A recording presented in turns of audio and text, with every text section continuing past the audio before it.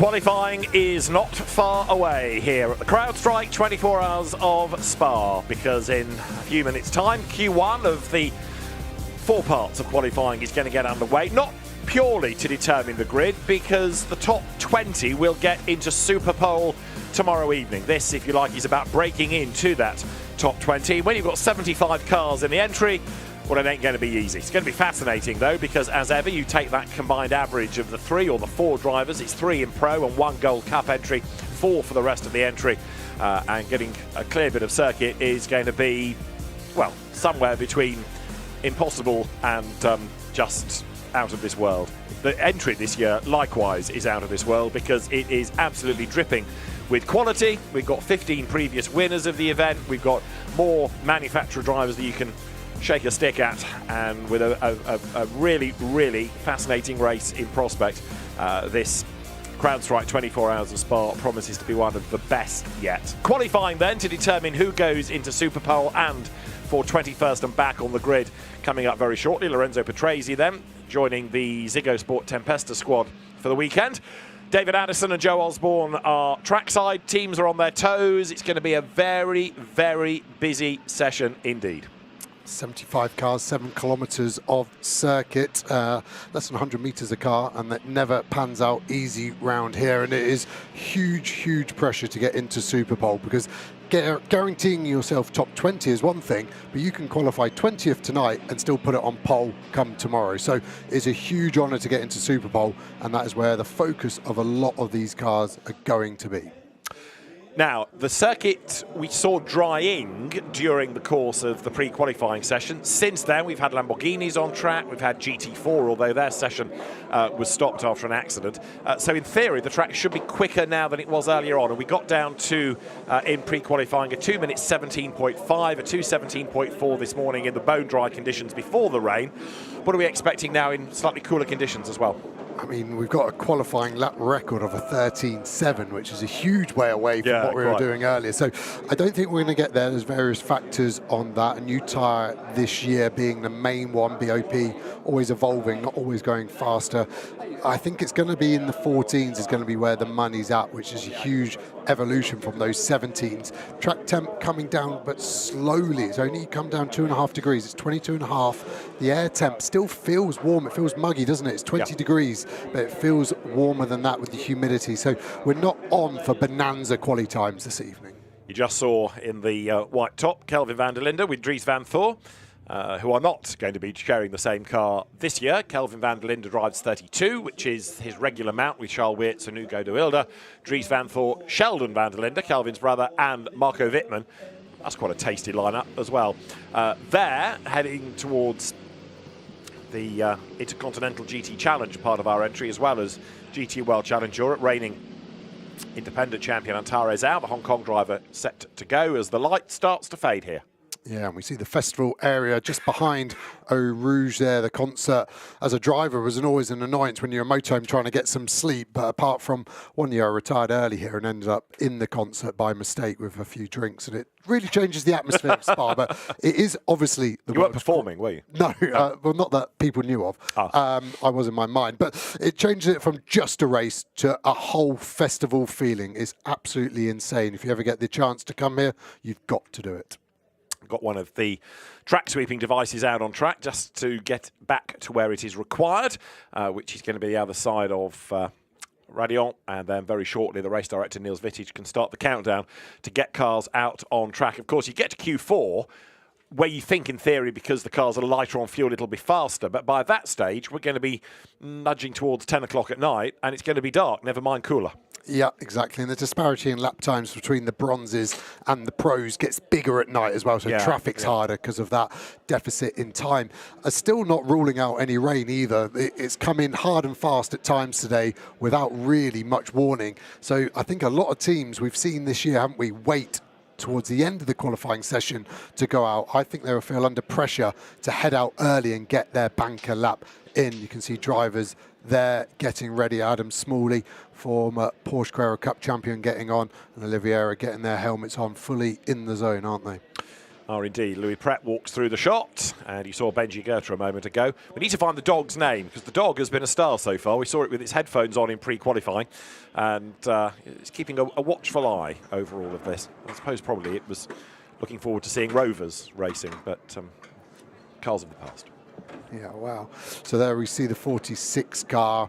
It's been strong at times when it's been in the championship full-time. Rossi obviously not in the championship full-time this year, so it's a big ask to just jump back in. Yes, he's used to the car, but different tyres from what he's used to racing in the World Endurance Championship. So the Michelin there to Pirelli here, and the new Pirelli DHG. Getting lots of plaudits from all the drivers, which is really rare. Normally when a new tyre's brought out, all you hear is negatives, but actually there's only positives. And the same is going for the new wet tyre as well. The new wet tyre, some teams claiming up to 3 seconds a lap faster than the old wet tyre. There is Benji Goethe and Marvin Kirchhoffer, fresh out of British GT here last weekend, where he got the fastest lap in the race. So those Garage 59 McLaren's Quickie was actually in the Optimum car that he'll be racing against this weekend, but that happens with lots of drivers on double duty, even triple duty over the last 3 weekends. Yeah, Marvin Kirchhoffer, when he was in a Mercedes AMG, a class winner here, going back a number of years. The Garage 59 fleet of McLarens, good to go. There are other McLarens, of course, from Optimum, and also from the French CSA racing team, Arthur Rougier's squad, that has done a really good job with those cars already this season. The CSA cars will be ones to watch. Fans, young and old, dotted around the hillside here in the Ardennes forest. Pretty much everywhere you sit and watch, you will find an awesome bit of racetrack to have a look at. Now, there's a potential winner of the event, number 31. That's the Dries Van Thor, Sheldon van der Linde, Marco Wittmann BMW for WRT, Vincent Voss and Yves Weert's team. And that will not be out in Q1 because the pro cars with 3 drivers missed the first session, but they have to be presented. They have to be on the pit apron. The old iconic control tower, these days for hospitality purposes, but that used to be the race control tower overlooking the so-called endurance pits. And you can see Eau Rouge is now, you cut to number 25, Audi, another of the Santaloc run cars, this in the Gold Cup, for Benjamin Ricci, Paul Everard, Rhys Gold and Gilles Magnus.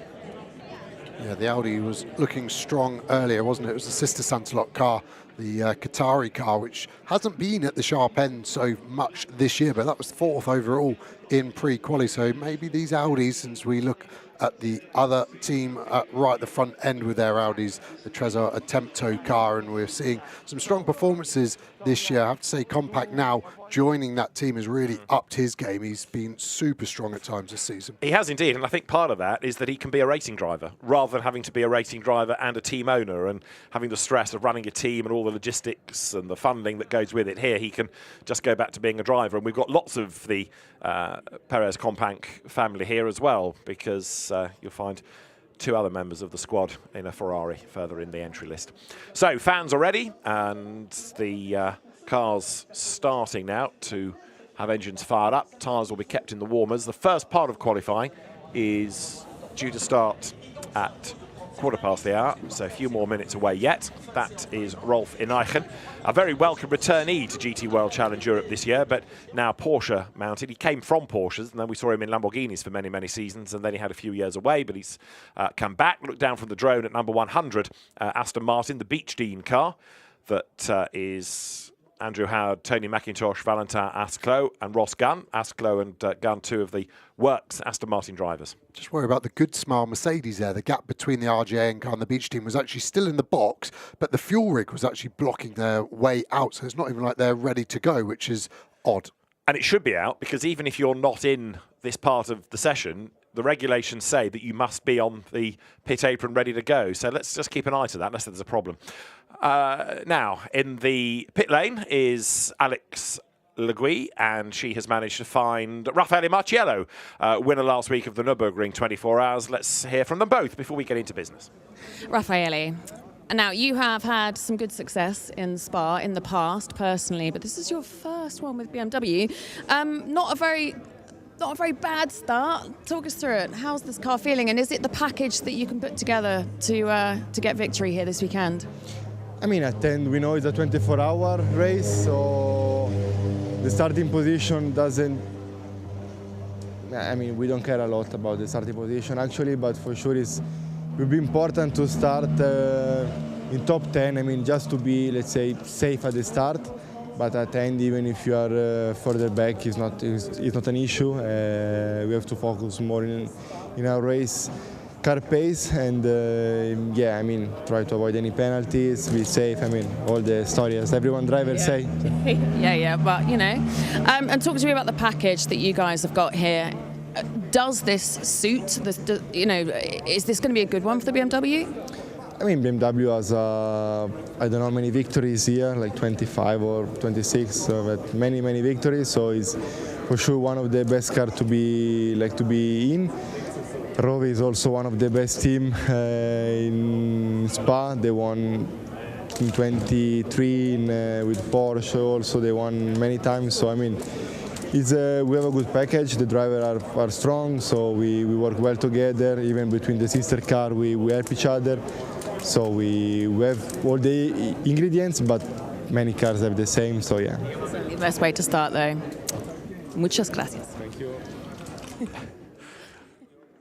So Raffaele Marciello, who was a winner here for Mercedes AMG, strides across to go and have a look at what goes on in the first part of the session. The Rover Racing Squad, as we've been saying, one of the top teams, and he comes here as the winner of just a week ago, the Nürburgring 24 Hours with Jesse Krohn and Augusto Farfus. The other driver of the car was Kelvin van der Linde, who of course now goes back to his regular GT World Challenge Europe squad of Team WRT. But there are BMWs aplenty. And Raffaele is right. 25 wins in the history of the event, touring car and GT to BMW. And he's kind of predicting the 26th there, Joe. Yeah, nice positive mental attitude with his guessing. Some good research done there. He's read the BMW PR booklet, hasn't he? He has, rather. As we look at a Mercedes, where we really still think of Marciello as so dominant, and he's been fast in that BMW, but he hasn't replicated the dominance that he once had in that Mercedes. Yeah, the Mercedes in question, George Kurtz's car, who is the man behind CrowdStrike, our event sponsor. So we'll be keeping an eye on him. We look at number 5, McLaren, the Optimum car, which is James Allen, the Australian, Largim Ali, the Danish driver, Mikey Porter, and Ollie Milroy, the Dubai-based Brit, brought back into the fold for this weekend, and should, I think, I'm right in saying, be James Allen, who's going to go out first. Well, there's a fair old queue developing at the end of the pit lane. Antare Zhao there in number 97. Porsche is at the head of the queue. The Rutronic Racing entry that he shares with Martin Rump, with Maurice Schuring and Luke Hartog. So another quality lineup. Find me a car that doesn't have a quality lineup, really. Yeah, and there's 14, 15 of those pro lineups that are very strong, and then all the way through the other classes there's at least one star name in the majority of those cars. And yeah, they're queuing early for the pit lane. We've still got 40 seconds until green. All the engineers will have worked out their plans and their strategies. Of course, if you go down early, you're losing tyre temp, but you can negate that by potentially boosting them, go over the temperature you want, so by the time they get out on track they're okay. But are you going to cook the tyre then? Are you taking some life out of that driver? We've seen these tyres really have one lap and then drop off. So the stress on these drivers to find the space, not to make a mistake, not to do a single track limit. Remember, track limit's so hot here, especially at the top of Eau Rouge. You've always got to have one tyre in contact with the track. The white line defines the track, not the curb. So green flag waves, and yeah, Antare Zhao is the only man with any space right now. In a sense, this is the preferable session because it is that little bit quieter. You don't have the pro cars. So if you're a bronze, this is perhaps the one you're more comfortable in. Yep, and it's the lightest one out of all four. So this is the obvious one to put the bronze in. The only bit that isn't obvious is the fuel load. So this has got the fuel load for 3 sessions after if you're that bronze. So you're probably looking at carrying 65 to 70 kilos of fuel there, which doesn't sound a lot, but that around Spa's 5 or 6 tenths can make the car feel a bit more nervous, a bit more tail happy, depending on the car. So it is a negative. But equally, you're going to have to do that when you jump in for the start of the stint. So get used to it. Yeah, but as a driver, that's not a good enough excuse. I'm going to go with that one. And yeah, expect all cars to run new tyres across all 4 sessions. The teams are given 30 sets of tyres. So we see a very slow-moving Porsche there, holding up the line, doing a good job to create some space. But I'm amazed no one lunged him. I hope there's not a problem. It seems to be on his way now. But yeah, 30 sets of tyres across free practice, pre-qualifying, for qualifying, and the race. So I think all will use new tyres. Maybe as a left wheel strategy you would save a set for the race. Can't see it. And you get a new set for Superpole tomorrow. That Porsche was Ricky Perra, class winner at Le Mans. So I think he was stacking everybody up, trying to find lots of clear track space up the road. He has now done so, and he comes down towards Pouin with the snarling pack behind him. Antares Al's already scarpered. I can't believe he's got away with this. The next car in front of him is already at T12, 12 seconds ahead of him. He's done an amazing job of holding them up. They're all being very polite at the moment. Back in my day, someone would have doored him into the gravel trap, but it seems like everyone's jostling. Looked like a huge lock up there, which shouldn't be possible in these modern GT3 cars with ABS. So hopefully that's just a quick check of the ABS settings and turn that back on. But try and pick out which car that was. It's the one with the square-shaped tyres, I think, now, yeah. So, surviving the moment. Remember, these are only 15 minutes per part, so on a long lap, it's 7 kilometres long, you don't get that many laps in, and you certainly can't be squandering it with track limiter fences. So here comes Antares Al, then, who was winner of bronze 2 seasons ago. First gear out of the chicane, and now, Joe, over the timing line. So this is where your lap starts, and at the moment he's very happy. Quick adjustment on traction control, tyres up to temperature, probably turning that down. Look at all the lights flashing. You've got ABS locking, gear, rev lights as well. At the moment we're looking good. I expect to see a lot of cars in front of us out the top of Eau Rouge because they're still leaving the exit. Just quickly to say, we're getting reports that it's starting to rain as well. I thought I could see something on the windscreen. I don't want to be rude to the team and say they haven't cleaned it, but you can see the little dots there. Yeah. It must be the finest misting of rain. You can see a car leaving pit lane in front. Here beyond the headlight flasher saying, I'm on a push lap, let me go. But this is why you had to get out early. This was the rain we were talking about that could happen. Even the smallest amount of splashing of rain can easily bleed a second of lap time out of these cars. So now he's got psychological rain, if you like, plus traffic up the road. Third gear for Lecompte, off the road already there. Look has gone. Number 11, Aston Martin. That is in the hands for the first part of the session of Frédéric Jousset. Yeah, I wonder if that was the car with the lockup that we saw going into pit path. There was an Aston in that group. He's turned it around and got it going. But that rain's coming down. Look at it. It's starting to be quick. Whoever's out there first is going to have a huge advantage. If you don't do a track limit, you need to keep this track limit thing out of your mind. But if you make a small mistake and run wide, you lose the whole lap. Antares Al looking very calm behind the wheel at the moment. So now you can see why Rutronic was so eager to get him out there. Perhaps they looked at the weather and thought, yeah, it's closing in. Let's get a banker lap in just in case. Yeah, and they'll be now thinking to their pro car, do we do anything to get them ready? Because they're not in this session. This is going to give us a mixed up order, isn't it? Cars that are doing 4 drivers doing all 4 sessions, their aggregate is naturally going to be higher because they've got the fastest session potentially if it keeps raining. But Benjamin Ricci, further back in the queue, is going faster than Antares Al. That green underneath Antares Al means it's a personal best sector, but purple means the absolute best, and purple's what you're after. Yeah, exactly. Windscreen wiper on now, so this is proper rain. This is no longer being psychological. This is getting to a point where I think in the next 10 minutes, wets will be the order of the tyres needed into Blanchimont. Not flat. I'm not surprised because he won't know what grip is underneath him. It's changed in the 2 minutes, 20 seconds he was there on his outlap. One last big break into the bus stop chicane. Still braking on the racing line. Yellow flag in sector 3. Cars will want to finish their line before it goes red. That will go red at some point. So anyone that can finish their lap now is going to get a huge benefit. And Antares doesn't. So no car will register a flying lap in this session thus far. Red flag because of that car off at the Cours Paul Frere. It was one of the Aston Martins, and it is 21. So it's another of the ComTU cars, and it is Nicolas Bart, is it not, at the wheel of it, the son of the team owner. And has he hit anything? I'm trying to assess damage there. He's gone a long way off. Yeah, I don't think he has. I think what you can see on the tyre wall is just where it juts out into a different position.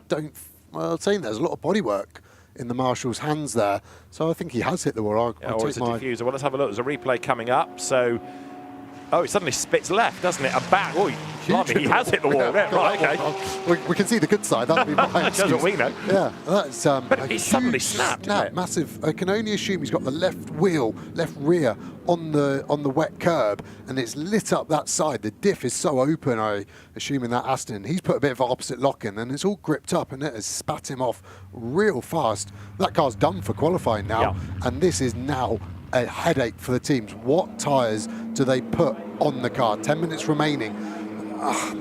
From what we've just seen, I think wets are the way to go. This new wet I was talking about, much faster. Why is it much faster? It's much more like a slick tyre in its construction. It's got more surface area, so it can operate in a drier window than the old wet tyre. So I think where we used to see 12 seconds as the magic number of it had to be slower on slicks to go to wets. I mean, look at that. It looks biblical, doesn't it? That was proper rain. Welcome to Spa. Track is declared wet, by the way. Oh, good. I'm glad that we've got that. But look at the tyre marks being left. Yeah. So I don't think we're far away from actually seeing spray off the tyres, and that's always the easiest indication of what tyre should be on, and it should be a wet. And we'd already seen number 11 having dramas straight on. That was the one you suspected had the ABS problem, and there's evidence there to back up that theory. Yeah, it's obviously a wheel speed sensor failure by that point. Sometimes the ABS gets knocked off in the run-up, and that can be a bit of a team error, not a driver. But to have a huge lock-up on your outlap and then into turn one, there's obviously something not happy there. And these cars, almost impossible to drive without ABS because they're designed with it. So the master cylinder sizes, the brake feel so poor that you really rely on the ABS as a driver in these GT3 cars. Right, so the Aston will be cradled away, and you're right, that's done for qualifying, the amount of damage.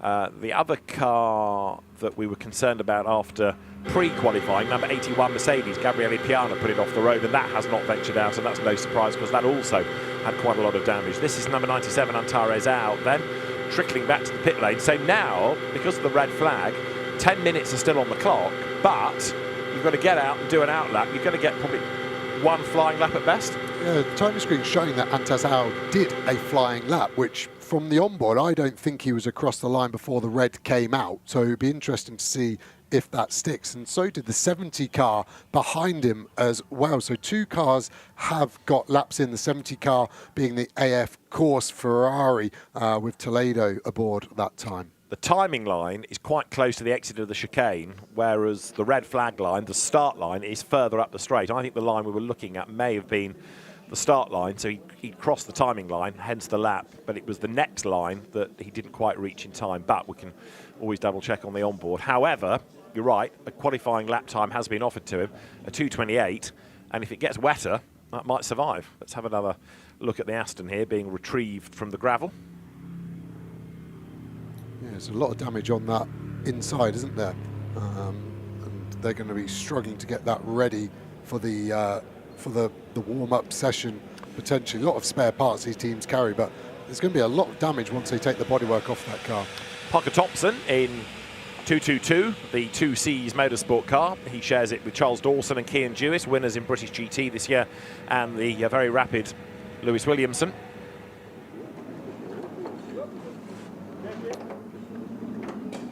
Yeah, just when you look through the entry list, I think this has got to be one of the strongest Spas ever for driver lineups. And if you're listening to us now and you want to see the lineups, the GT World Challenge website's phenomenal. There's a huge amount of resource on there. There's a notice board area that everyone can go on, and you can just download if you want to read the race director's briefing notes. Knock yourself out. Yeah. I struggled myself when I was racing, let alone not racing. But there's a huge amount of interest there, and you can add a huge amount of fat to your knowledge of GT racing. As we see this Aston just snap so quickly. Yeah, I can't believe how hard it went in the wall, and looks absolutely A-OK this side. But yeah, water on painted curbs, never a recipe for fun. Right, so 10 minutes will be on the clock. Antares out had crossed the timing line. It was the red flag line, the control line that he was, start line he was getting to. So the lap time, 2:28.2. But if the rain keeps on falling, then that's going to be hard to beat, even if it was only a relatively gentle lap. So now, again, you can see teams eager to get the cars out as soon as. And all of this knocking everything back into the evening, and therefore perhaps knocking it further back into more bad weather. Yeah, that's the problem, isn't it? And as the humidity starts to fall, maybe it'll stop raining, but at the moment it's persisting down. You can see proper sparse synopsis of weather there, isn't it? We've got rain on the track, sun that looks like it's going to end the world in the background coming through that gloomy cloud. Look at the rain in this slow-mo through the bus stop chicane. The Lamborghini there illuminating these lights so bright these days. Huge snap of oversteer. Look at that. Those slick tyres not giving much grip at all there in the 19 Grasser GRT car. Dante Raponge being the drift king. It all looks quite peaceful on that shot, but such is the nature of Spa. And of course, you never know what it's going to do in the race. Last night, Pirelli was inducted as an organisation into the Hall of Fame that the Spa 24 Hours now has. And I did ask the question to try and give the teams a bit of a hint. Did you bring any wet tyres with you? And they said, oh yeah, no, we have brought some. This is Spa after all. But whether it's going to be a wet race, time will tell. Gustav Bergström for Team WRT set to go. Yeah, and obviously the wet tyres are unlimited when we're talking about the allocation of 30. For safety reasons, it's not right for Pirelli to say this is how many sets you're allowed in the wet. You can have unlimited. So take some stress off the teams potentially. Just thinking out loud, like if you weren't sure on the tyre, just bolt a set of wets on and have a look, because it's not coming out of your allocation. But with only 10 minutes remaining, by the time you've done an outlap and maybe a push to see, by the time you box, you're only going to have time for a flyer, possibly two. So you've got to leave on the right tyre now with 10 minutes remaining. Right now, teams just want a lap. Doesn't have to be stellar. It just has to be a lap, doesn't it? There you can see what's left of ComTU with the Astons getting themselves ready for the restart of the session. The Marshals dodging the rain. And there is a decidedly broken Aston. That's the bad side of it. That will make its way round the back into the paddock. Track sweeper is there. And hopefully it won't be long once the gravel is off the road that we can get the session back underway. Niels Vitic, the race director, will be eager to get the session started as soon as possible. But right now, Antares Zhao is in the pound seats. He's got a lap time. Yeah, some teams fitting tyres. I assume they're the wets that are less sensitive to what temperature are operating on. And they're putting them on now, waiting for the fast lane signal to be open because they will want to get to the front of the queue, I'm sure. Been a disastrous session for ComTU so far, hasn't it? Our winners last year in the 007 car, 2 cars out of 4 with issues. Absolutely right. So we will have the session back underway in a moment or two. Before that, let's hear from the returning Jake Dennis from Paradigm Competition with Alex. A quick chat with Jake. Right, first of all, talked about how the car is faring. Not that you've had an awful lot of track time right now during this session. It's not been too bad. Generally feels good to be back. Obviously in the BMW M4, I don't drive this thing too much anymore, but yeah, I think I've had 3 or 4 push laps over the weekend, and yeah, generally feeling quite good. Obviously the conditions right now are a little bit mixed, so I'm glad I'm not in it right now. I think hopefully it will dry out for my session, but yeah, we just need to keep it clean, try and get 4 clean runs in, and just start this race tomorrow. Yeah, so for the layman out there, just how tricky is it when you have a session like this, you don't even manage to get 1 flying lap in and the rain comes down? Yeah, it's tough. You know, I think 2 cars obviously got a couple of push laps in, which is good for them. But ultimately for us, yeah, we're obviously on the later side of going. We didn't quite get a lap in, but it has stopped raining now, so hopefully we can just have a clean session, get some slicks back on it and see where we're at. But yeah, it's Spa, it rains, and very much looking forward to a nice dry race because the weather should be good then. Thank you. So Jake Dennis for Darren Lung's Paradigm Competition team, operated by Simon Traves, who we've seen not only running successful teams, but also racing in Brisker Formula 1 stock cars with great success. A very versatile chap coming out of his base up near Skegness. Right, the fans have arrived in numbers after work and after school, haven't they? And a very busy grandstand it is as they are looking out over the circuit, ready for the resumption of qualifying, which can't be far off, can it, looking at this, because the gravel trap is clear. The session is going to restart in just over 1.25 minutes time, so we're not far away. That means that before we get back into qualifying, Guenel Longy is in the pits. Time to hear things in French. Michel Barthes, team principal of the ComTU team, father of Nicolas Barthes, who just went off with the number 21 Aston Martin. Jean-Michel, en français, un petit mot sur ce qui s'est passé pour Nicolas. Je pense que la pluie est arrivée, on s'est fait un peu surprendre, il est monté sur le vibreur et il perd la voiture et puis elle va taper le mur et puis voilà, c'est pas de chance, c'est dommage. Un Belge qui se fait avoir en Belgique avec la météo belge, mais c'est la course, c'est comme ça et je pense qu'on va partir loin demain. Merci. Merci. Jean-Michel, just a quick translation of what Jean-Michel just said.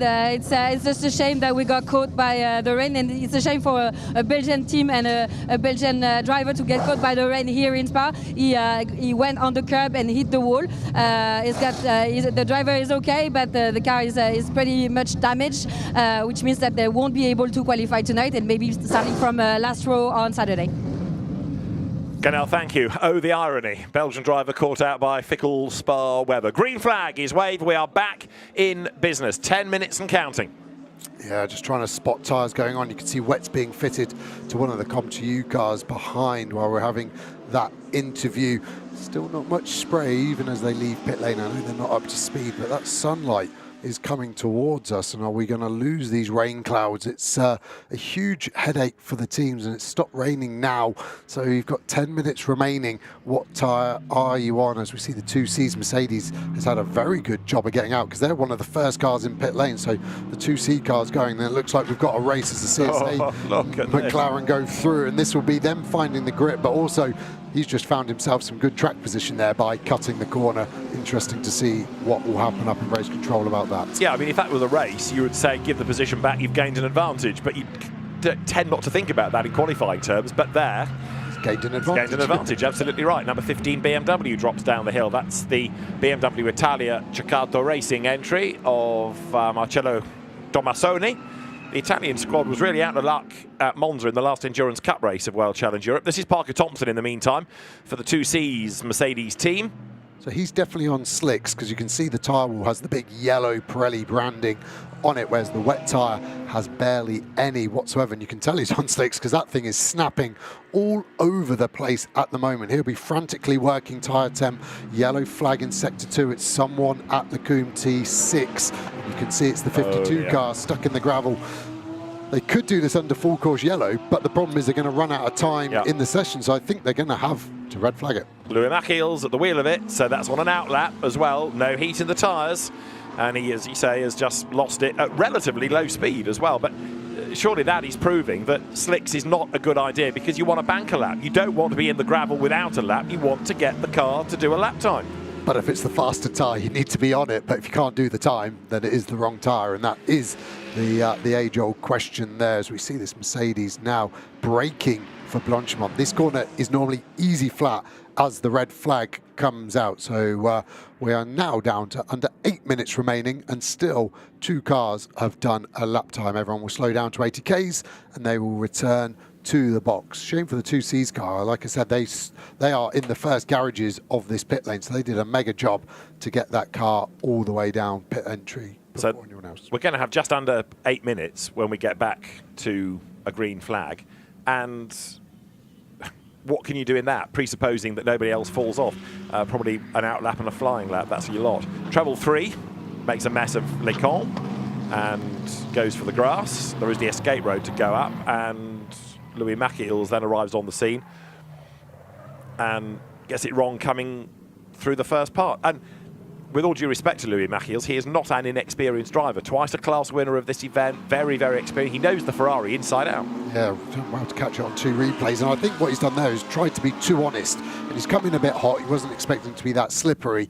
And then the marshal's trying to push out. And he's tried to keep it on the track, and that's caused too much over-rotation. If he had just cut the corner like everyone else was doing, he could have just carried on his merry way. But I think he was being too honest, as we already got a recovery truck there to tow him out. It's going to be a quick resumption of the session, and I think they'll just let the 52 car drive back to pit lane, and I wonder if they're even going to try and go back to green while he's driving back to pit lane under 80 Ks.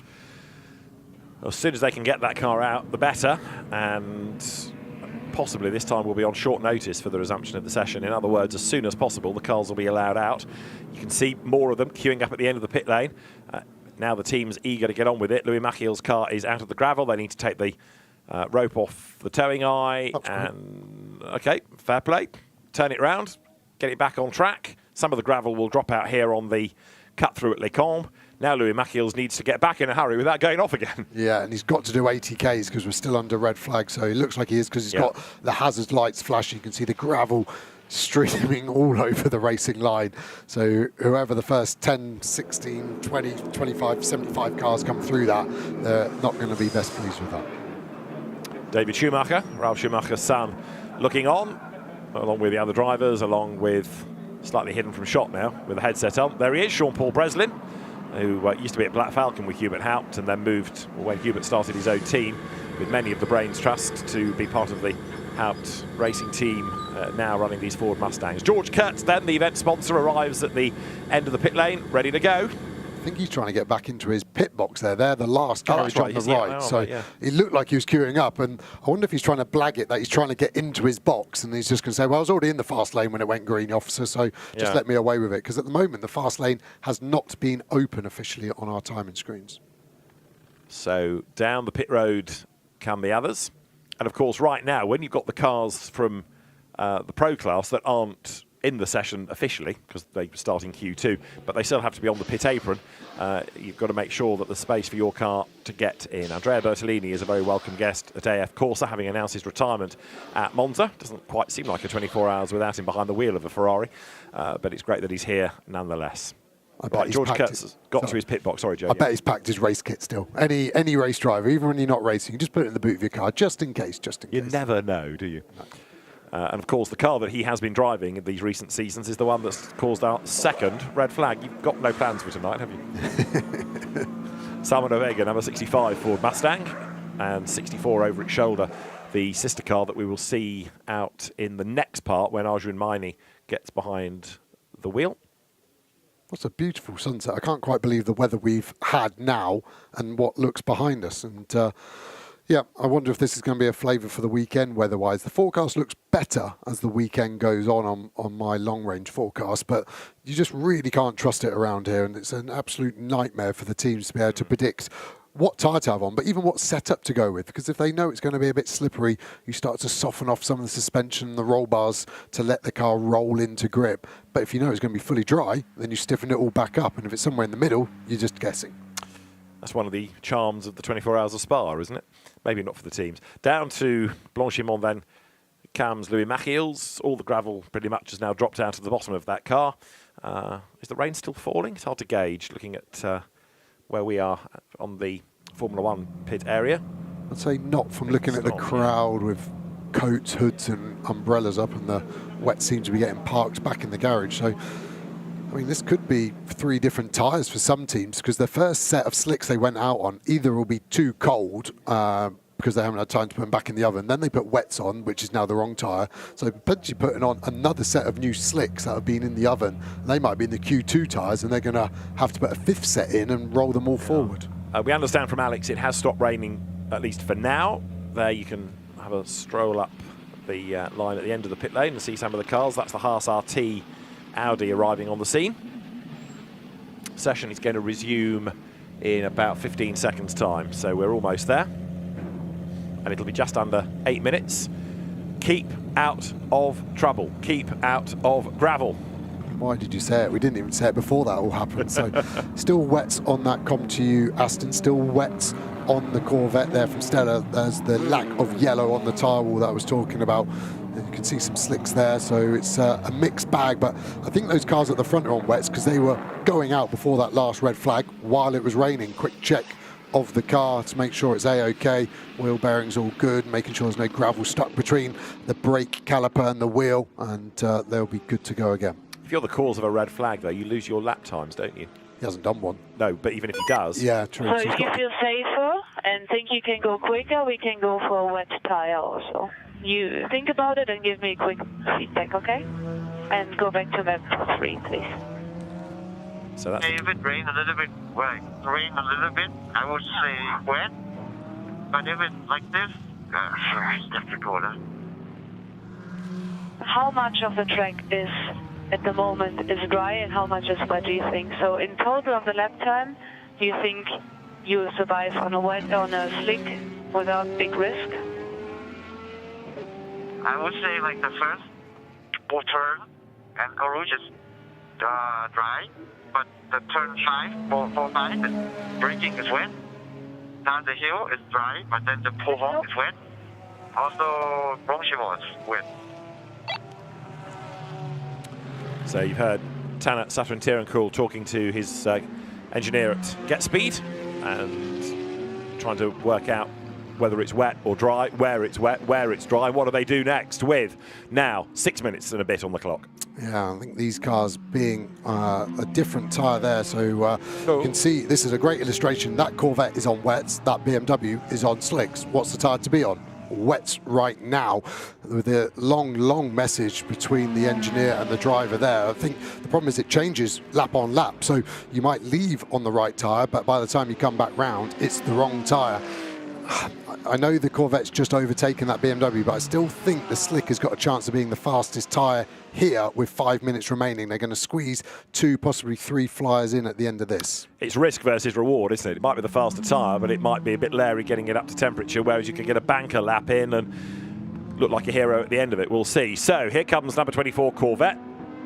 Mathis Lismont at the wheel of it. 991 is Sean Galile, very experienced GT driver these days is Sean Galile. So here comes Lismont up towards La Source with now 5 minutes and 23 seconds on the clock. Round the hairpin goes Sean Galile behind, and still that BMW looks ever so tippy-toey, doesn't it, in comparison with a rather more planted Corvette. But if it has stopped raining, as Alex tells us it has from the pit lane, then it won't be long, hopefully, before the slick starts to kick in. Whether it is before we get to the checkered flag or not remains to be seen.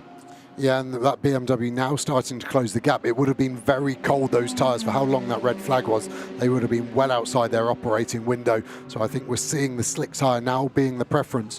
Just an oddity on our timing screen at the moment, we don't actually have a first place car. So I don't know if that's that issue with Antares Hour, as we see Galile go in way too hot under braking and cut across the chicane there. So that will lose this lap straight away. So now he's under pressure. We've also been given some more time, haven't we? 3 minutes has been added. So we're now at 7.5 minutes added. That would take some of the stress off these drivers and teams.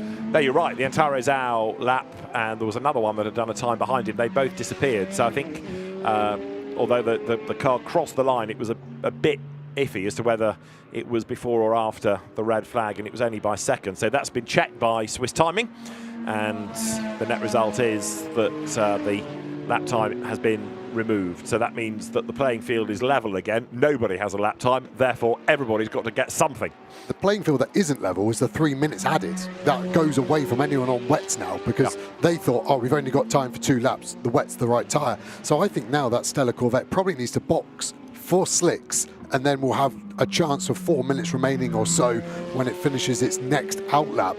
But if there's a red flag and he loses a chance of banking this lap, he then looks like he's a complete zero, not a hero. Can't bank this lap anyway. He's lost it already due to track limit offences. Well, that's easy boxer. There you go. That's why he did it. Yeah, nothing to lose there. Also, Sean Galile has lost a lap this lap, and 270 Comtu of Alexandre Leroy has also lost a lap. Now, look at the BMW all of a sudden. It has come to the races, hasn't it? Because having been struggling for traction earlier on, all of a sudden, as the road dries out, it is bang onto the tail of that Corvette. Yeah, it really looks like it slicks all the way up until the top of the hill. Le Comet turn 5, the Stella car stays out. Up until about T11, the exit of Pouin. So last lap we saw the BMW gain massively here at La Source and through Eau Rouge, but now they're starting to get some traffic in front of them. That will be a concern. The light is fading fast as well. Yeah. These drivers are going to start to have to use their headlights on their maximum setting. They do push through a great beam of light, but it's still always hard to pick your braking points as easy as it is in the daylight. So far, the absolute best in the first sector is being done by number 66 Audi. There it is, of Alexei Nesov. And now he's got a whole load of traffic in front of him, so it's all going to unravel around him if he's not careful. The Audi, we know, is a quick car. Andre Mukovols, Max Hoffer and Dylan Pereira are the other drivers, and that's the bronze class winning crew of last year, all reunited, and it's certainly a confident Alexei Nesov through the traffic here, isn't he, to go around the outside there. He is very, very eager not to waste any precious seconds of the lap. Yeah, his middle sector wasn't great, but I'd imagine that was traffic induced around the outside of that Santalok Audi into the bus stop chicane. Slightly compromises his run onto the next lap as well, frustratingly for him, but at least he's cleared those 2 cars. But is he going to get traffic ahead of him straight ahead? Goes to P1, 224.8. I think that's around 8 to 10 seconds off what they ultimately could do in dry conditions right now. Up to second is now the Barwell number 76 Lamborghini, which is Ricky Collard for the purposes of this part of the session. The windscreen wiper back on the BMW there. That's a worry. Was that a mistake, just clearing something? But he stayed in front of the Corvette as we go on board with the car. Can we see any fresh raindrops falling? It's hard to see at the moment. Can't see any spray being kicked up, but amazingly close between a slick tyre and a wet tyre. Two completely different cars, of course, but the crossover at the moment, very fine. It's a bit wetter out of that final part of Stavelot there, and still no major spray, but these drivers really will be feeling the grip they've got underneath them. Qualifying stressful enough. Not putting mixed conditions into it isn't a helpful characteristic. Right, so Sean Galisle then heading up towards the timing line, a 2:24.8 to beat. 2:17 in the dry a little bit earlier on. Wiper still working on that Paradigm BMW. Puts two wheels up on the curb, but that's okay. He's got the drive off the corner. And so with Alexei Nesov being fastest so far, Sean Galisle only 6th then as he goes across the line.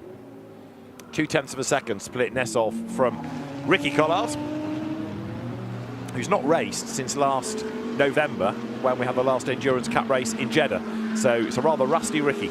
Yeah, that is. And obviously very quick driver, but it's always hard to jump out of a car and get straight back into it. It does look like Al has lost his lap with shame, because he actually got the outright pole in 23 as well, because he was the only driver to get a dry lap in that year as well. So lucky man a lot of the time, but he's so nice, I think it's allowed.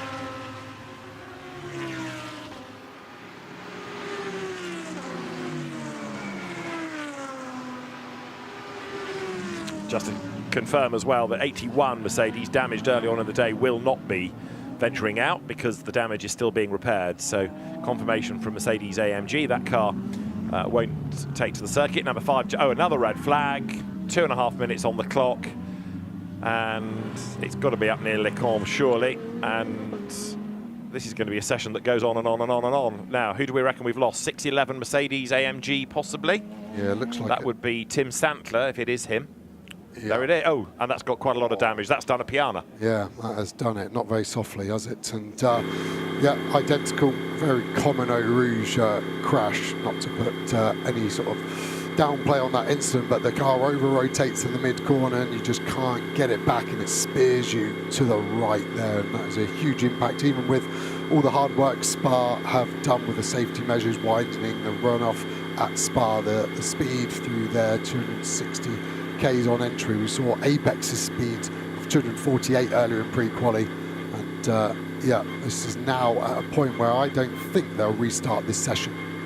2 minutes 33, a lap at the moment is 2:27. You could not, if you're at the back of the queue, do an outlap and a flyer, could you?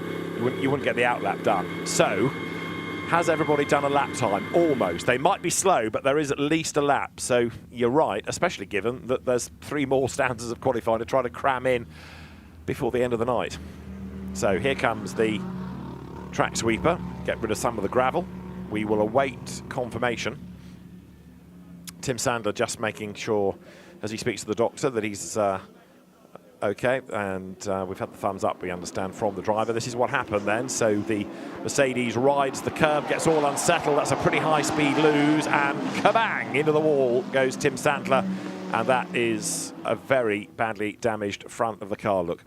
Yeah, great camera work to follow all the way through. And I think it was the curb on the right, too greedy. And sometimes as a driver, you feel the safer thing to do is turn in early, get the car into the corner. If I'm not running wide, I'm safe. But I think that turning in early there has ultimately hurt him as the car's bounced over that wet, slippery curb and then kind of had a second land. So let's have a look at the slow-mo. All good at the moment, but look how much curb we used now.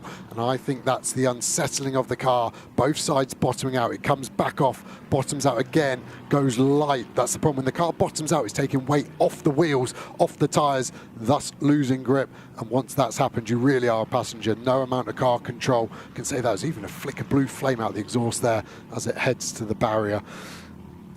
It's not as big as Piana's earlier, I don't think. It's more front on. I just hope the chassis is okay on that car, but that is a long, long night for the team to get that in any state of repair. What was quite encouraging as Tim Santler got out of the car was a big round of applause from everybody in the grandstand overlooking Eau Rouge. So it's proof that not only is it a big crowd, but it's an appreciative crowd as well.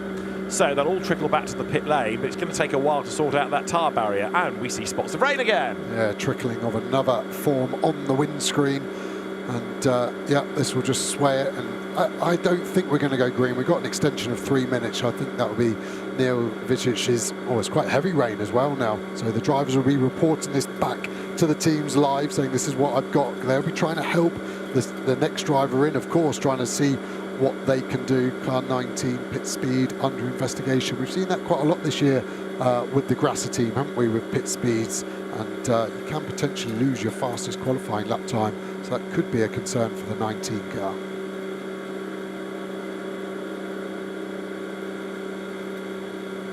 So everybody crawls back to the pit lane, and there are some very frustrated teams and some really annoyed teams now, knowing that they've got a lot of work to do tomorrow. Now tomorrow there is the warm-up session, there is Superpole.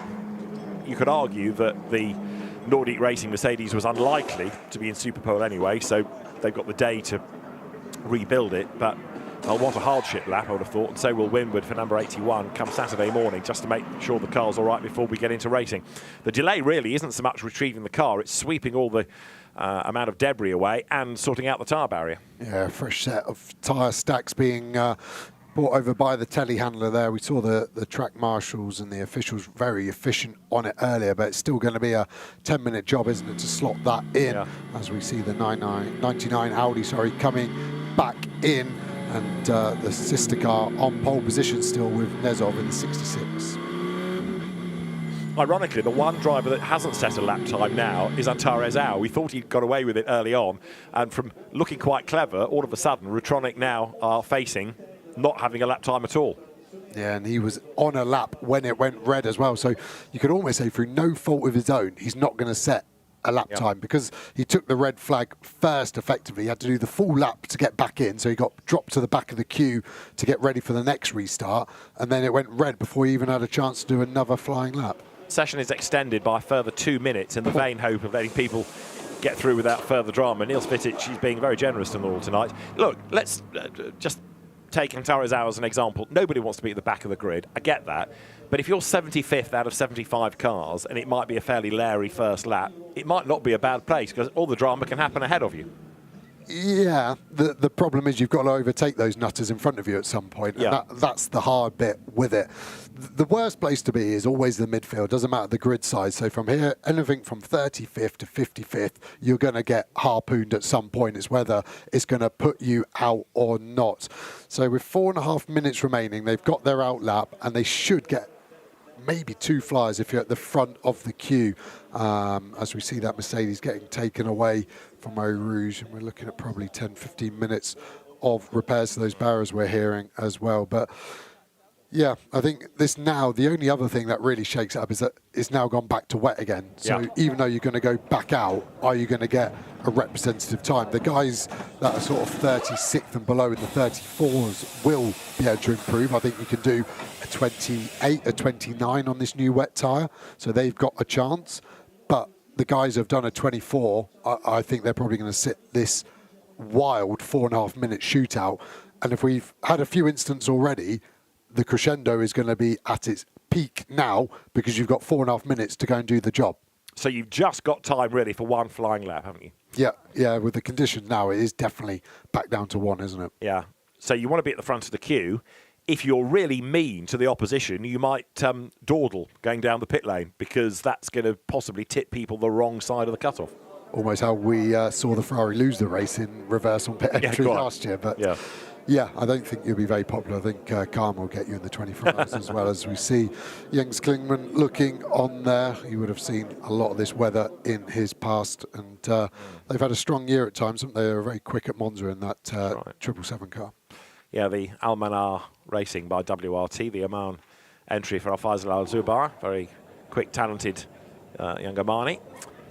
Santalok, they have number 25 good to go.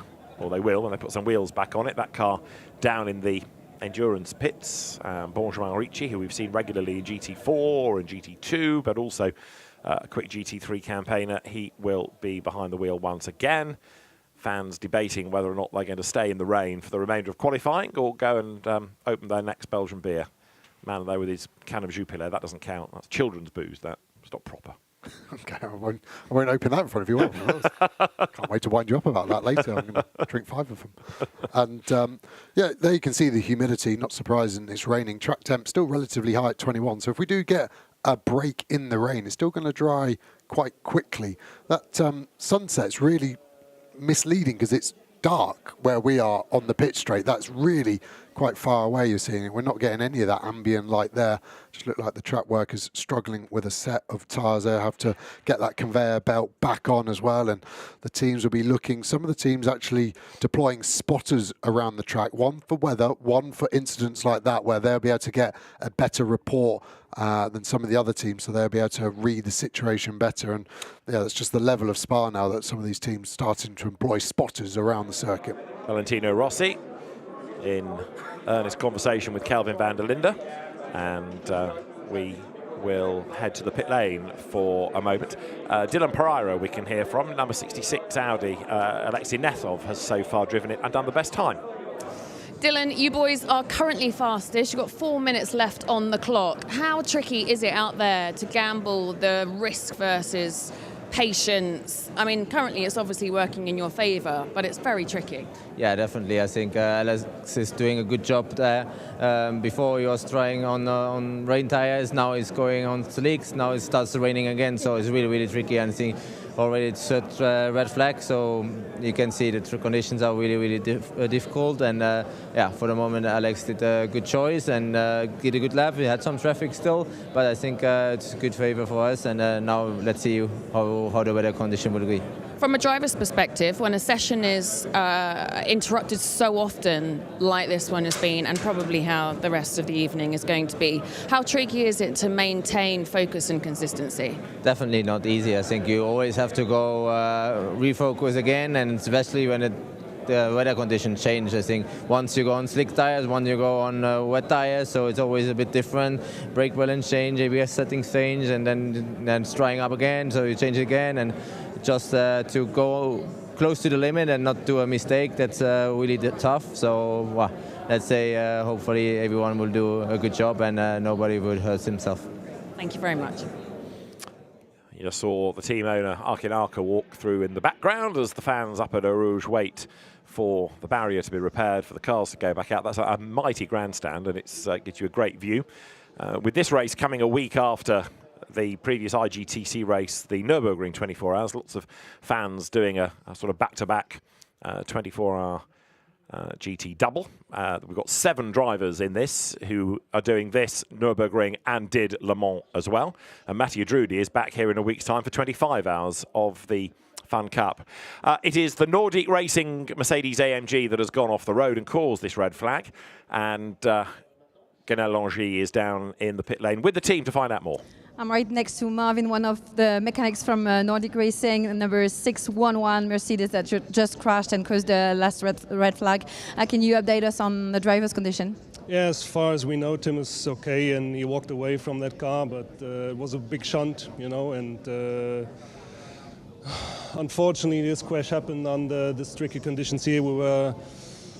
We had a good pace at the test here, and we were looking forward to keep that pace and to get a good rhythm for the race. And unfortunately, I think we have to look if there's anything to repair. Chassis damage is quite quick in that corner there, and I'm not sure if this chassis is still for repair or what we're going to do. We have to see when the car's arriving here.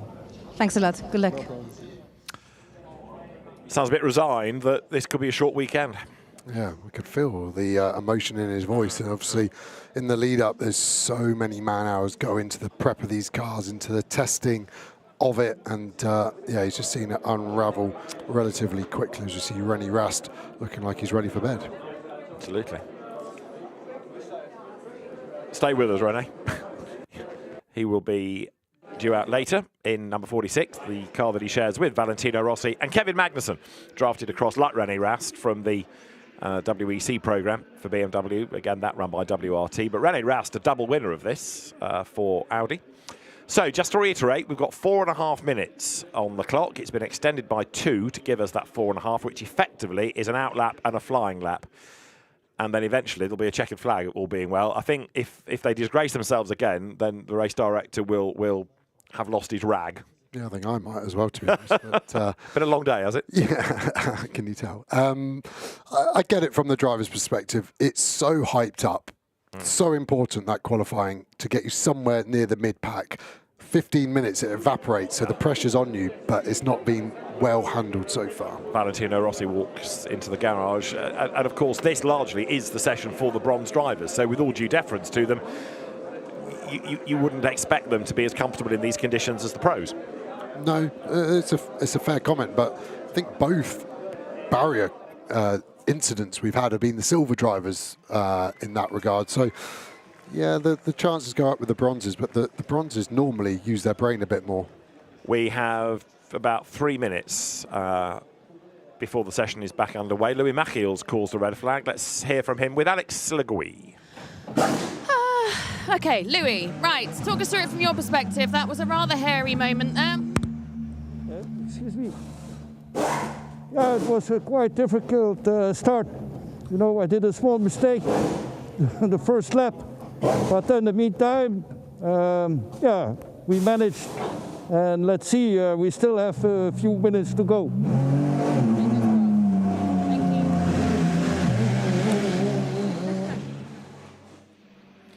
Right, so Louis Machiels then, after this spin, eager to try to get back out and see what can be done. Right, we are 2 minutes away from the resumption of the session. It'll be 4.5 minutes when it does resume. This gives the teams now time to get down to the end of the pit lane and form a queue, because if you do it on short notice and no one's ready, then they waste a minute or so driving from one end of the pits to the other. But this is where you want to be on your toes and get out quick.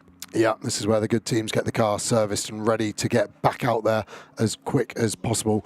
And I think we're about to see maybe one of the world's most expensive traffic jams at the exit of the pit lane here. I expect nearly all 48 cars that can be in Q1 here to be ready to go.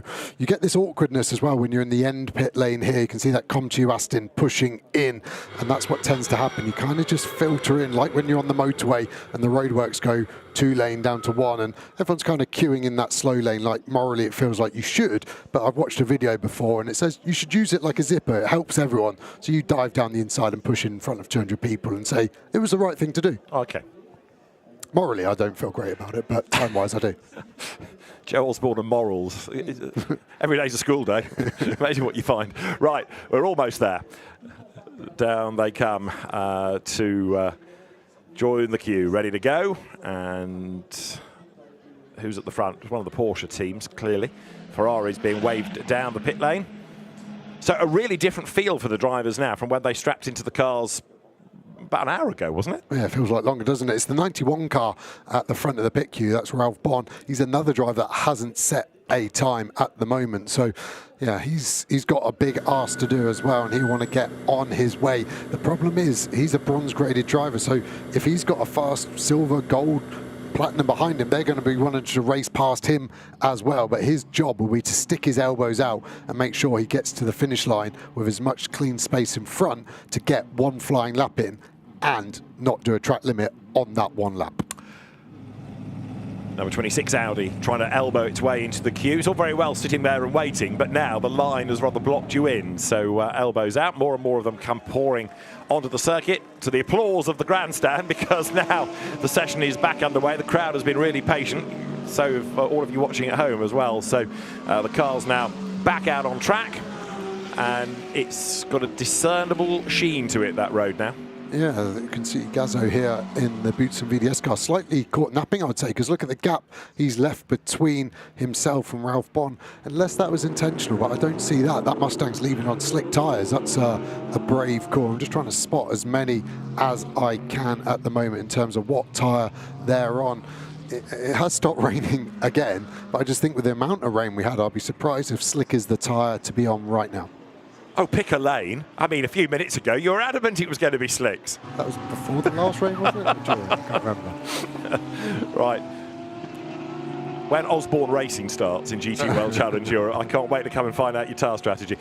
The drivers at the moment trying to get tyres, whatever they are, up to temperature so they can do one lap, which basically is why the session has been extended, to give them the chance to get a last flying lap in. And of course there are lots of teams here that still haven't been able to get their cars out. That was Paradigm you were looking at, where Jake Dennis and Darren Lung were looking at cars on track, but other teams that run in Pro only haven't got a car on the road right now. 65 growls out onto the racetrack. Salman Ovega in that glorious sounding Mustang.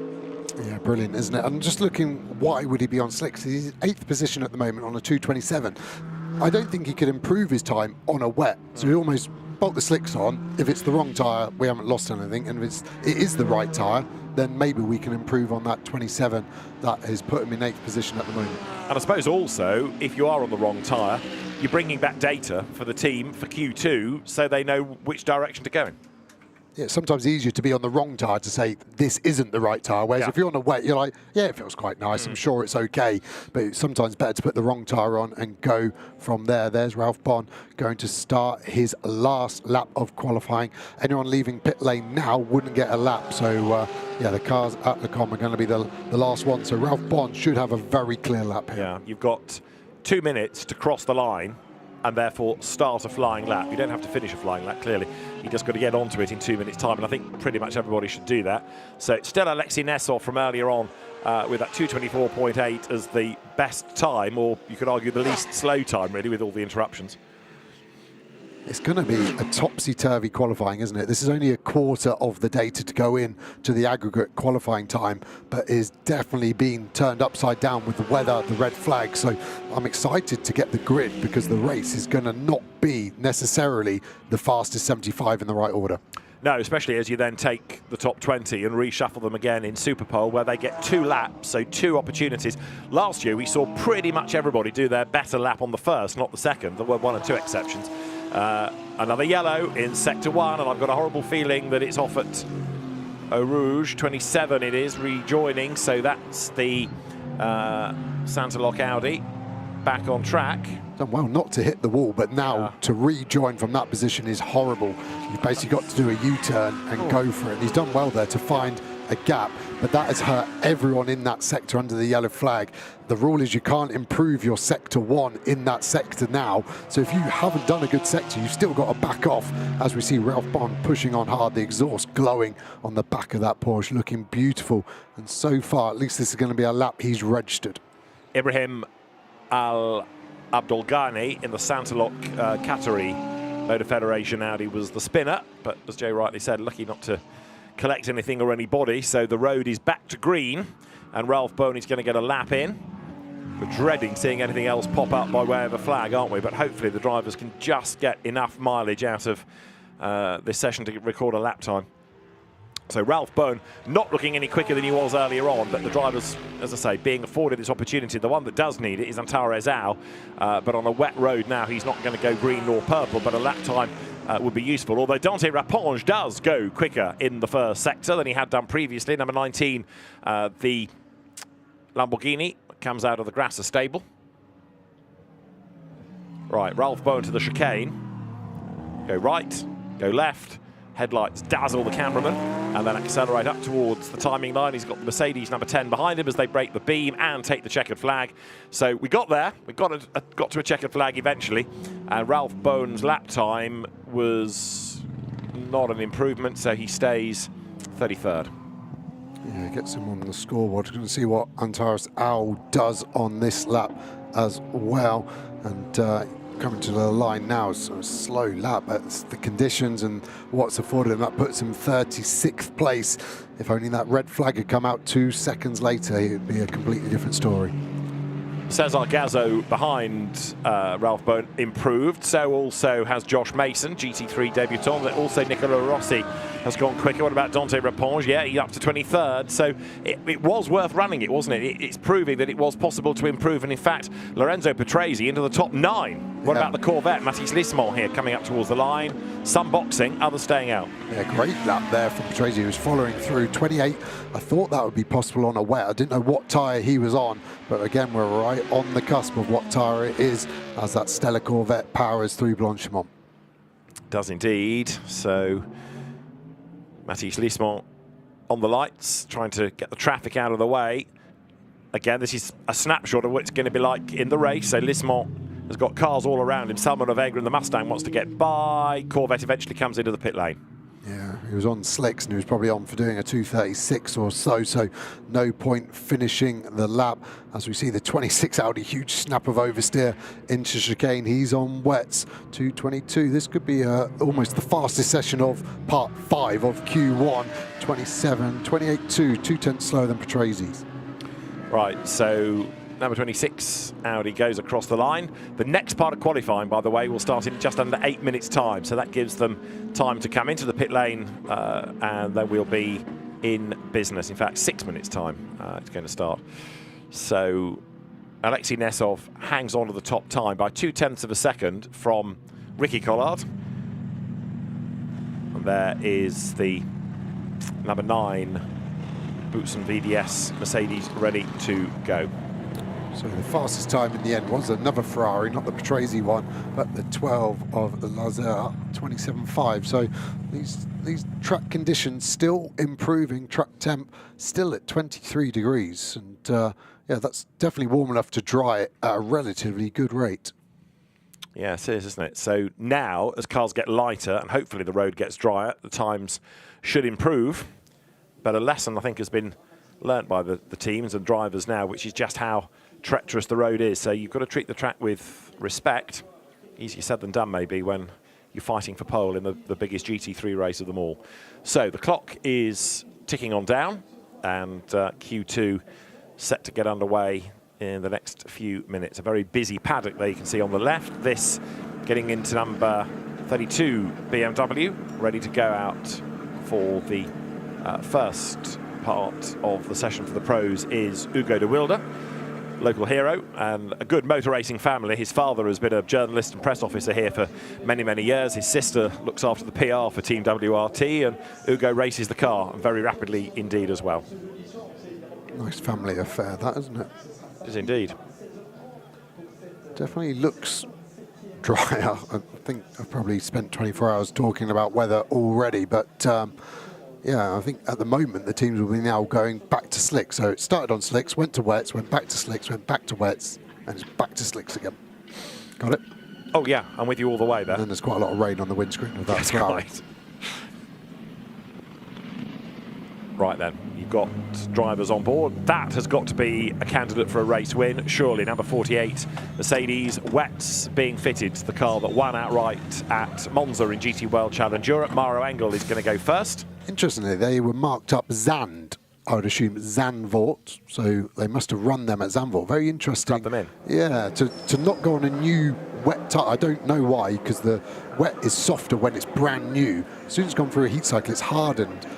And you'd maybe want that in a race stint so it didn't degrade as quick. But in qualifying, you just want the softest possible compound. But I might have read into that too much, but I definitely saw Zand written on the tyre wall. We didn't have any rain at Zandvoort, did we? So, unless they were bought there and marked up and not used, yeah. But still they're not as fresh as they could be if they were delivered from Pirelli at site. Into treble 7 then for Q2. Gets Neil Verhagen. Good to have him back. He was one of the BMW junior drivers a few seasons ago, and he is brought into the Almana by WRT entry. Very rapid single-seater racer. Matteo Cairoli looks on. He's been a real asset to that Manfilter team this year, moving from a very frustrating season at Lamborghini to the Mercedes squad. He's not a Mercedes AMG factory driver, but you kind of wonder how long before he is, because he's looked the real deal. Yeah, he should be. From his performances this year, he's been properly standout in that car. So I'm sure Mercedes will be keeping tabs of him. And go to the AF course garage, running 6 cars in total. It's such a huge organisation when you think how many cars they run week in, week out. Ferrari Challenge, Hypercars, LMP2, GT3 cars. The list is endless. It's quite an impressive organisation Amato Ferrari has built there. And yeah, 6 cars here at Spa. What's that? 8% of the field he's running, essentially. And some very strong lineups as well, especially between the 50 and the 51 car. Right, we're almost in business then as everybody starts to pour down the pit lane, because we've got a minute to go and the teams are ready. And whether it's going to be a dry road or a wet road, well, not much anyone can do to change that. You just got to cope with the conditions as best you can. Yeah, just doing some quick mental arithmetic, which is always scary. We had 75 on the entry. I think we've got 72 still at the moment with the Piana car earlier in pre-quali crashing, Bart in the Aston Martin, and then Santler in that Mercedes. I think we're down to 72, so slightly more track space afforded, but not much. No, it's not overly generous, is it, as we get set then for Q2. Team's just about ready to go. Far end of the pit lane. And let's see who comes out on top then of 72 cars on the racetrack. Quick look on board. As you see there, the green flag wave, Porsche at the front. And as the session gets underway, once the timing graphic appears on your picture, that will be that. Once we get some lap times into it, that will be the combined situation. Remember that you take the average of 2, then 3, then 4 drivers. So that graphic is going to give you the combined. We can also refer on our timing pages in our booth to the individual part of the session. But in terms of what you have on that graphic, that will be the combined average, which will therefore not always reflect what goes on in the individual part of qualifying. I may have overcomplicated that. Yeah, I've just woken back up, but I appreciate it. But yeah, and if you're really into it, again, the GT World Challenge website has all the live timing on it. You can navigate there, and you could have solo Q2 up by yourself there, or the combined as well, and the rain lights being mandated on, but not much spray coming out of those tyres. And all of these drivers would have seen how Q1 unfolded, and they will be hot on their toes to try and make sure they get a lap time in before the first red flag happens. You saw a moment ago the 007 Aston, last year's winning team, driver combination all reunited and heading downhill as other teams get ready to release the cars. Teams wanting, of course, their cars, if they've been damaged, released from Parc Fermé so they can get on with trying to rebuild as quickly out, or at least assessing the damage first of all. Quite a few are already under investigation for speeding in the pit lane or not respecting race director instructions. So the stewards are in for a long night, that's for sure. Yeah, and all of these get investigated and then seen. You get a good view of pit exit here. So you're basically doing the same as Eau Rouge, but much, much tighter. But you've got to do it flat out. And then you've got to try and merge into the circuit here. Remember, a few years ago, Kevin Estre had that almighty shunt rejoining the circuit there. And it's kind of hard because the guys coming through Eau Rouge on the track are forced out there, and the guys coming out of pit lane are flat out, and there's a bit of a blind spot. So it's hard to actually apportion who should yield to who. And sometimes you do see clashes there on pit exit. So down towards the chicane comes Mattia Drudi.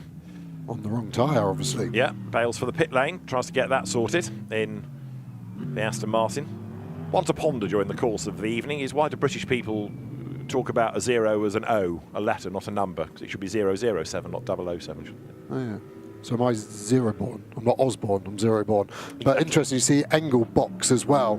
He was on wets, yeah. So it's not the wet tyre, it is the slicks, like I said. Oh, you're always right about tyres. Michael Grenier stays out number 9.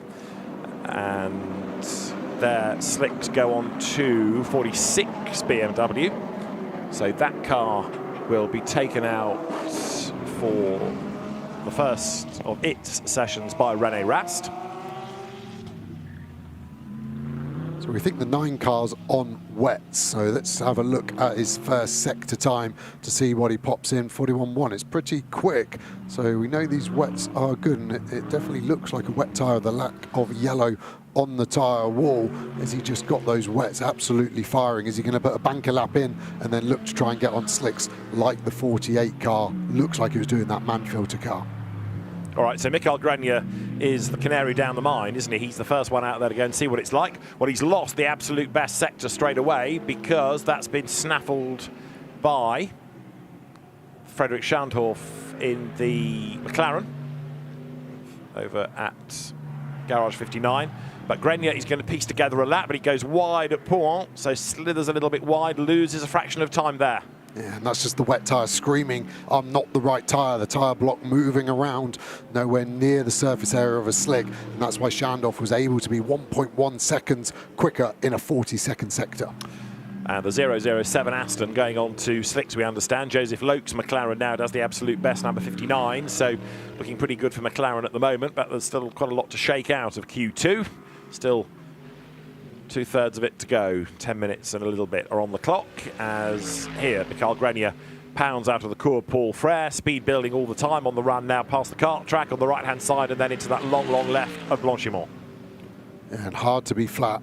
Well, big break on the wet tyre, so I don't expect this lap time to be quicker than anything, a 2:26, a 2:27, whereas those McLarens, I'd say, on slicks are going to be able to pop in a 23, potentially, but not a great middle sector from Joseph Loke there. So maybe sector 2 and Grenier bails out of it, even to get rid of the chance of doing a banker lap. He wants to get onto the slick tyres. Because he knows that's the way to go. The team will be looking at all the data, not only of their car, but everything else out there, so they know what the state of play should be. Don't be confused into thinking there's a red light, red flag or anything. It's the rain light on the car that you can see flashing, and then that's reflected into some of the hoardings. And also on this part of the circuit, there is a big CrowdStrike neon gantry that has an awful lot of red in it as well. Charles Clark's BMW goes fastest in Q2 on a 2:23. Joseph Loke goes fastest on the combined average, even though he's second or now third, in fact, in this stanza. Yeah, great lap from Charles Clark there in the 992 car to get it second overall fastest in his session so far. Everard here, the 25 car, very quick in sector 1. That Audi coming into the bus stop chicane, easy to miss your braking point, gets that first apex, while the Ferrari in front slightly compromising him, potentially he'll get a good run to the line. Paul Everard for Santalok then, up towards the line. Santalok have won this event in the past. Fourth quickest then, Paul Everard in the combined situation. Fastest lap time now, Sven Muller. Make that Frederick Schandorf in the McLaren. Sven Muller at the moment is ahead on that combined average, but bearing in mind there's only his time there, so that car's position is going to change once there's more to aggregate it with. Yeah, exactly. Schandorf at the moment 4/10 clear of anyone. Siebert now in the Ferrari 52 AF car, up to second, time starting to drop. Finally sub 20 in the 18s for Schandorf. Expect that to keep falling away.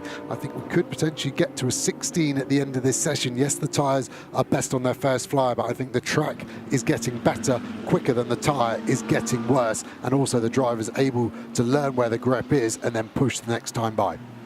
Alessio Rivera doing green sectors. Shows you how busy it is at the pit path. Mercedes and McLaren going toe-to-toe. But again, you're going to have to do that for the bulk of the race. Get used to traffic. Yeah, getting offline, seeing what the car does. Schandorf a second quicker in sector 1 than his previous best. Guven now up to first on the combined times. So the Porsche's going well at the moment. But like you said, maybe Q1 is going to be the slowest session of it all. And people with 4 drivers are now going to be at a bit of a loss. Yeah, because you will aggregate the 3 and then you'll aggregate the 4 for the grid. With, of course, the fastest 20 of tonight going into Superpole tomorrow, and then that order can be all radically different for the front of the grid depending on what the conditions are like when we get to that real shootout session between the 20 fastest drivers that the teams nominate. Alessio Rivera then is heading to the line. Number 42 BMW there, the Century Motorsport run car. That in turn heads up towards the line. That went really well at Monza. It is Jared Weberski at the wheel of it as Rivera goes through and goes 13th. Really hurt by traffic there. 23, a really nothing lap as Schandorf has got 2 purple sectors. He's just lost that middle one to Siebert in second position. You can see him here, the SCF flashing. Got lucky with the traffic there. That car got out of his way. Lovely. Plenty of curb on the inside of the bus stop.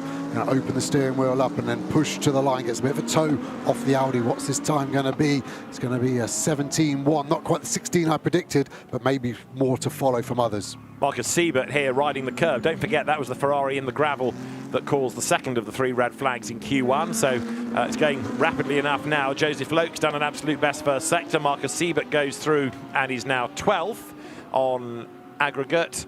Frederick Schandorf has still done the best lap time. Augusto Farfus briefly up to 4th in the time. So there's an awful lot of gravel everywhere, seemingly on the racetrack. Cars run wide, it drops out of the bottom. But Joseph Loke looking rapid. Farfus then is fastest by dint of his lap, having nothing to aggregate it with, ahead of Dan Harper likewise. So right now, all the pro cars are going to be up at the top because there's only that 1 lap time, not 2 to aggregate. Yeah, it's a huge advantage at the moment as well, and that's why you're seeing such big deltas on the timing column there. Normally, we're used to seeing the top 20, top 30 covered by a second.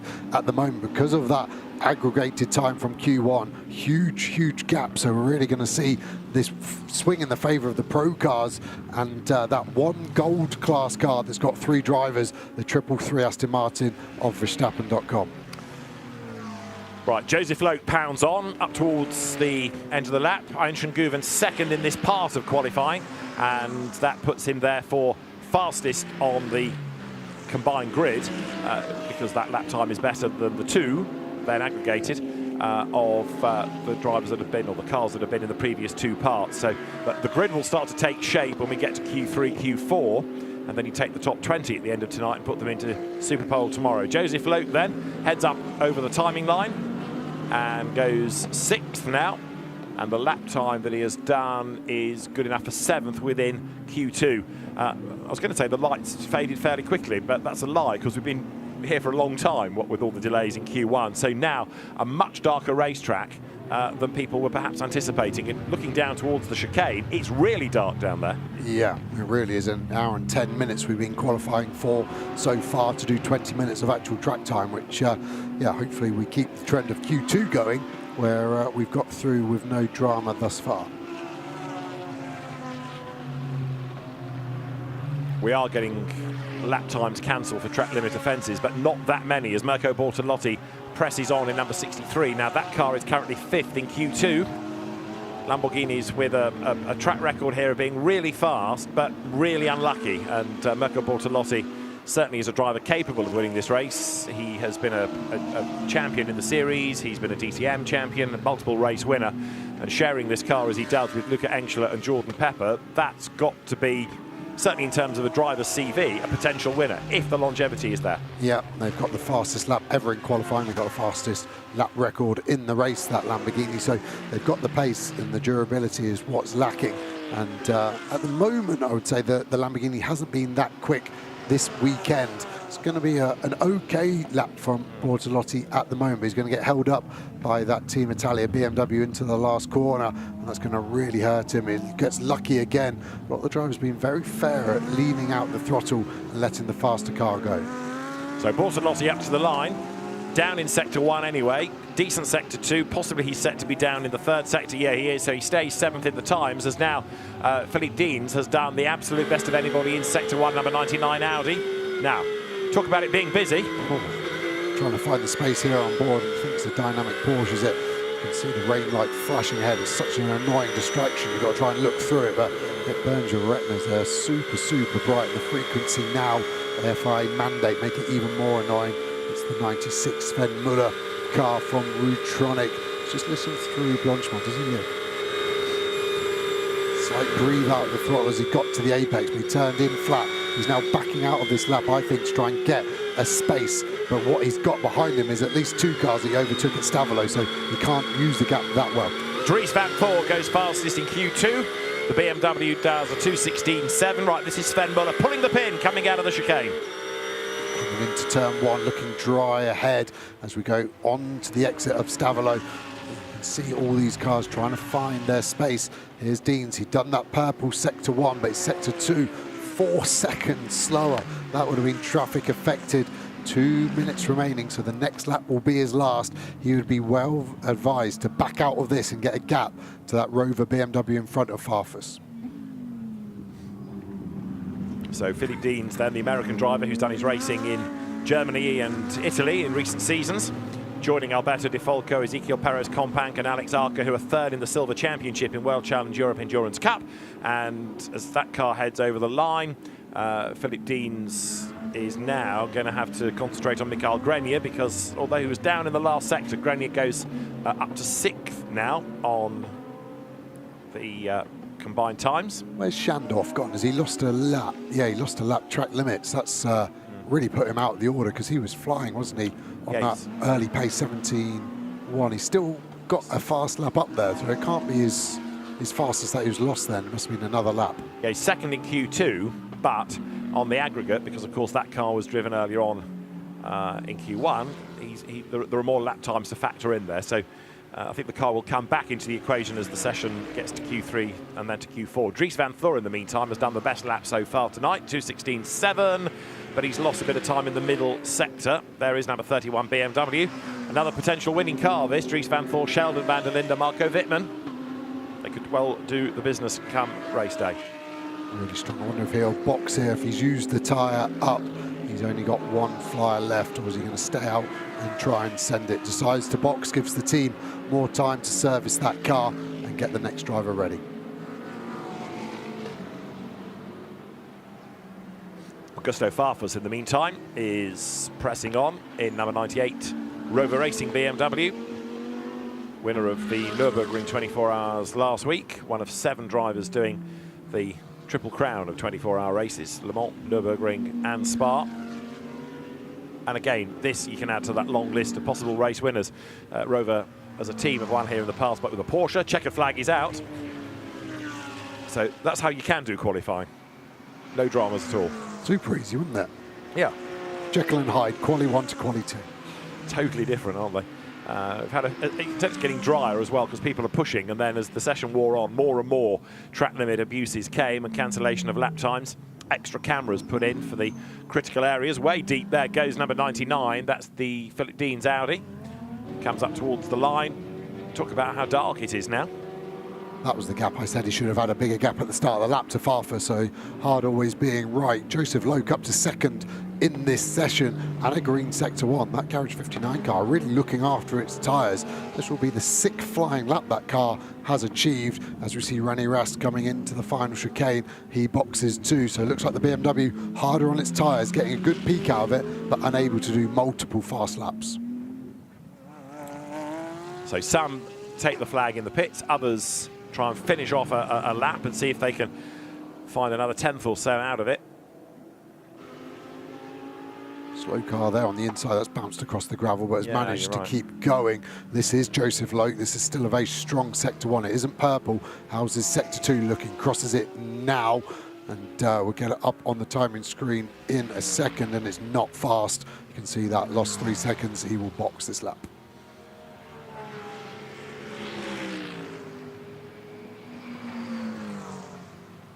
So at the end of all of that, Dries van Voor's BMW did do the best lap time, a 2:16.707, a 10th up on Joseph Loke.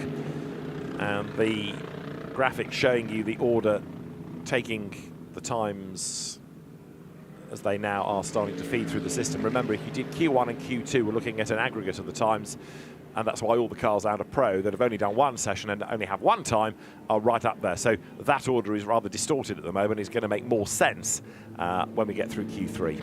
And that's not far away. Good mixture of cars as well, so BOP always good in all SRO championships, but at Spa they seem to really get it close. 2 cars doing identical times in that session. Shandorf P4 in the McLaren, Lucas Stoltz P5 in the Mercedes, both doing a 2:17.130. Into the pit lane comes Alessio Rivera, number 51 Ferrari. You could argue that Ferrari is owed a win after the dramas of last year, couldn't you? But Alessio Rivera will be one to watch, and it's going to be interesting to see which of the teams concentrating on getting into Superpole and which of the teams concentrating on just winning the race. Yeah, it's hard, and of course the race is more important, and the race setup of the car is the main focus for all the teams, making it drivable for all 4 drivers depending on the lineup. As we see the Rutronic car push in, and then they'll go through this procedure. They go up in the air, skates underneath the car, so the mechanics can rotate it and put it 45 degrees nose out. That's the Santa Lock number 26 entry then, which is going to do a driver swap ready for Q3. So Wyatt Brytacek gets out, and the Ukrainian Ivan Klimenko, who was a real star at Zandvoort, will jump on board. It's got to be a quick debrief because the next session will start at 10:38 local time, so 3.5 minutes. Just touching on a bit of understeer there, said Brytacek. And Ivan Klimenko now threads himself between the cage. Windscreen cleaned. And interesting that some of the teams, of course, are having new drivers dropping in. So there's kind of an existing working relationship between the drivers that do World Challenge Europe. But where you need a 4th driver, they've got to be quick and they've got to gel with the team in very quick succession. So Dries van Voor is fastest. We are just under 3 minutes away from the next part of qualifying. And let's hear from the fastest driver with Alex. Dries, that was a very nice session. What's it like out there? It looked a little bit more predictable, but how tricky is it to put in a good lap? It was quite okay. I think the track dried up quite okay. Just poor is still a bit I lost the rear on my first push lap on the curb, so it's still a little bit greasy, but it's actually quite okay. No, and the rest, I mean, the car is working really well. Since we put the car on the ground, FP1, the car was feeling very nice to drive, I must say. After not been driving for a year now, coming back is a nice feeling. FP2 pre-qualifying was a bit more difficult. We didn't have a good balance at all, but then now we made the right changes again. So happy that the car's in a nice window, and it's always nice for a 24-hour race. Yeah, good. I mean, you're certainly in very safe hands, aren't you, here, Team WRT, and your boys, I've no doubt, will help you. But do you think that it's got the package you need to get you back on that top step? Yeah, as you mentioned, I think anyway, there's no doubt that the guys here at WRT are doing a good job, and that you can trust them, and I don't really have to do a lot. They just have to make sure that the car is fast. If it's enough, we're gonna have to wait and see until Sunday. I mean, there are a lot of strong cars out there, a lot of strong lineups, so it's gonna be tough. But yeah, we have to wait and see for Sunday if we got the package to do something or not. It looked like you lost a little bit of time in Sector 2 during that session. What's it like out there, and how changeable is it? Sorry, I lost time. Oh. No, yeah, well, it's basically dry, so it's like a normal session, just except 1 or 2 corners which are a bit greasy, which you have to watch out. But just poor. There are some wet patches, but I mean, yeah, it's very well the same. So I mean, good. Well done. Nicely done. Right, Dries van Voor then becomes the man to beat.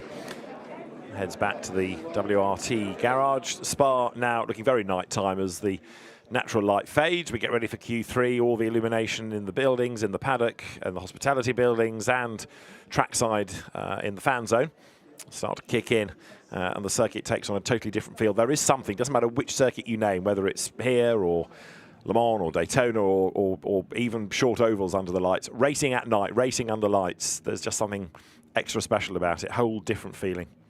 So the session is about 20 seconds away. This is Q3, new driver and a lighter car as the fuel is being burnt off.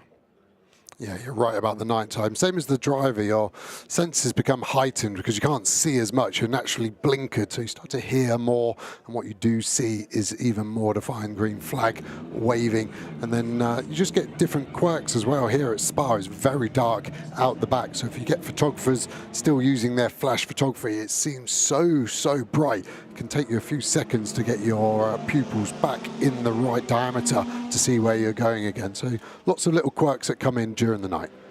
So we're in business. This is Q3. Road hopefully continuing to dry and therefore continuing to get faster. So the grid now, when you start to take those pro cars with a second driver, a second time, and you can start aggregating them, we'll be able to see a proper grid established. Number 93 Ferrari sets off. That's the Ziggo Sport Tempesta car. Eddie Cheever walks across the pit lane, and he will await to see what that car is going to do, because driver 3 is Chris Froggatt. Eddie will drive it in Q4. Huge gap there between the cars. I thought I'd called the green flag wrong because I thought that was the first car leading, but this is the first car out on track. And whatever car that was, I'm just trying to distinguish, it's only going down the Kemmel now. So we've got 7 cars in this pack and then about a 15-second gap behind. So cars definitely jostling for position, shall we say, on pit exit with any tactic possible. So through Pouin there goes number 8, the spectacularly liveried Ferrari. We'll show it to you again when it's daylight, but the livery, we understood from an interview that Gunnell did for us earlier on in the day, it's been created by Marco Bononomi, who of course was naming driver himself, but also he's a graphic designer, and he's come up with this great livery that has all the nicknames of the drivers on it, and in daylight you'll see more of it. There is 911, which is the Alex Malikian, Richard Lietz, Thomas Priming Porsche, and that is going to be Alex Malikian for this part of the session. Richard Lietz having driven it in the first part for the pro cars. What a great view of Eau Rouge, but also the grandstands here at Spa, the one that we're here on the camera. It's like a football stadium now, so vast. You get a great atmosphere there. So many great vantage points all the way around this 7-kilometre Spa circuit. Porsche number 120 goes through. with Tom Sargent at the wheel, the Australian, but in the American team Porsche, regular racer in America. And there is number 2, Jordan Love, managed by Mark Blundell, who is here, former Grand Prix racer and Le Mans winner. And other drivers to keep an eye on in this include Porsche Super Cup champion Bastien Bus in number 18 Porsche. So let's see what Jordan Love can do in the Corvette. Let's see what the Porsches can do. And let's see whether we're going to get through without further mayhem. Yeah, not going to get there without much traffic. And the car very stiff, bottoming out through the source hairpin. Don't see that very often. Okay, go to 1 click backwards, brake balance, 1 click backwards, brake balance. Okay, copy. I will just go forward quite a bit for the out lap, because Philip said work the fronts a bit more. Then I will go back before I start my flying lap.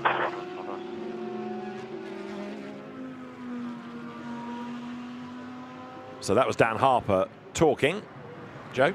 Yeah, so the engineer obviously seeing something on the telemetry saying we need to go rear on the brake bar, so we're getting too much locking on the front, so the driver able to change that in the car with a knob that literally changes the master cylinder positioning in car. But then Dan saying, actually, I'm going to go to the front to start with because we need to generate the temperature. So under braking on that outlap, he's thinking I need to get the front disc slightly hotter to get that into the front tyre. So when I start my first flyer, I'm not sort of waylaid with understeer, and then he will then have to go back. So drivers, lots on their plates, even on an outlap.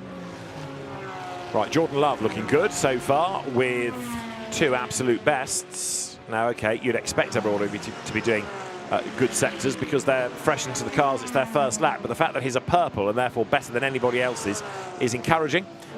So the number 2 Corvette, the Johor Motorsports JMR entry with the 2 Malaysian princes and Alexander Sims, another winner of the event of seasons past. That's going to be another car to keep an eye on. Here he comes then, Jordan Love up towards the line. His middle sector has just been battered, and the lap time that he does is a 2:18.8, and that's fastest in Q3 so far. Yeah, still effectively 2 seconds off what we saw Dries van Tor do in Q2, so times will keep coming in thick and fast, and yeah, expect those to keep dropping. I think maybe each session is going to get quicker as the track improves and starts to rubber up slightly and gets cooler. Reece Gold doing a good first sector in number 25 Audi. But again, you can see now drivers trying to decide whether they can really commit in the darkness, and offline there all the gravel sits ready to catch you out. Really dirty, isn't it? And both cars now compromised each other, and that's the problem with Spa. Such a long lap, short qualifying session. You've got a maximum of 6 flying laps, so one of them gone straight away. You're now relying on 5 others to give you the time, and the tyres only getting worse. So the Santa Lock Audi, which is one to watch within the Gold Cup, accelerates on. Sorry, in the Bronze Cup, I should say, for Reece Gold. Accelerates on up towards Blanchimont now. What have we got left in the session? Still 9 minutes, so clock ticking on. Fastest at the minute is Reece Bar on a 2:17.8 from the BMW number 15 of Felice Gelmini, the former Clio champion. Yeah, so far only 11 cars have put a flying lap in, but decent lap from Reece Bar and the RGM McLaren there, 17.8 for this session. Just starting to see where people are getting in the food chain as a car now as we start to get through this qualifying session. So over the timing line goes Reece Gold, and that puts him 4th on aggregate and 3rd in the times. Chris Froggatt briefly the fastest. Now Marvin Kirchhofer goes quicker than anybody within Q3, and that puts 59 McLaren onto the top of the times.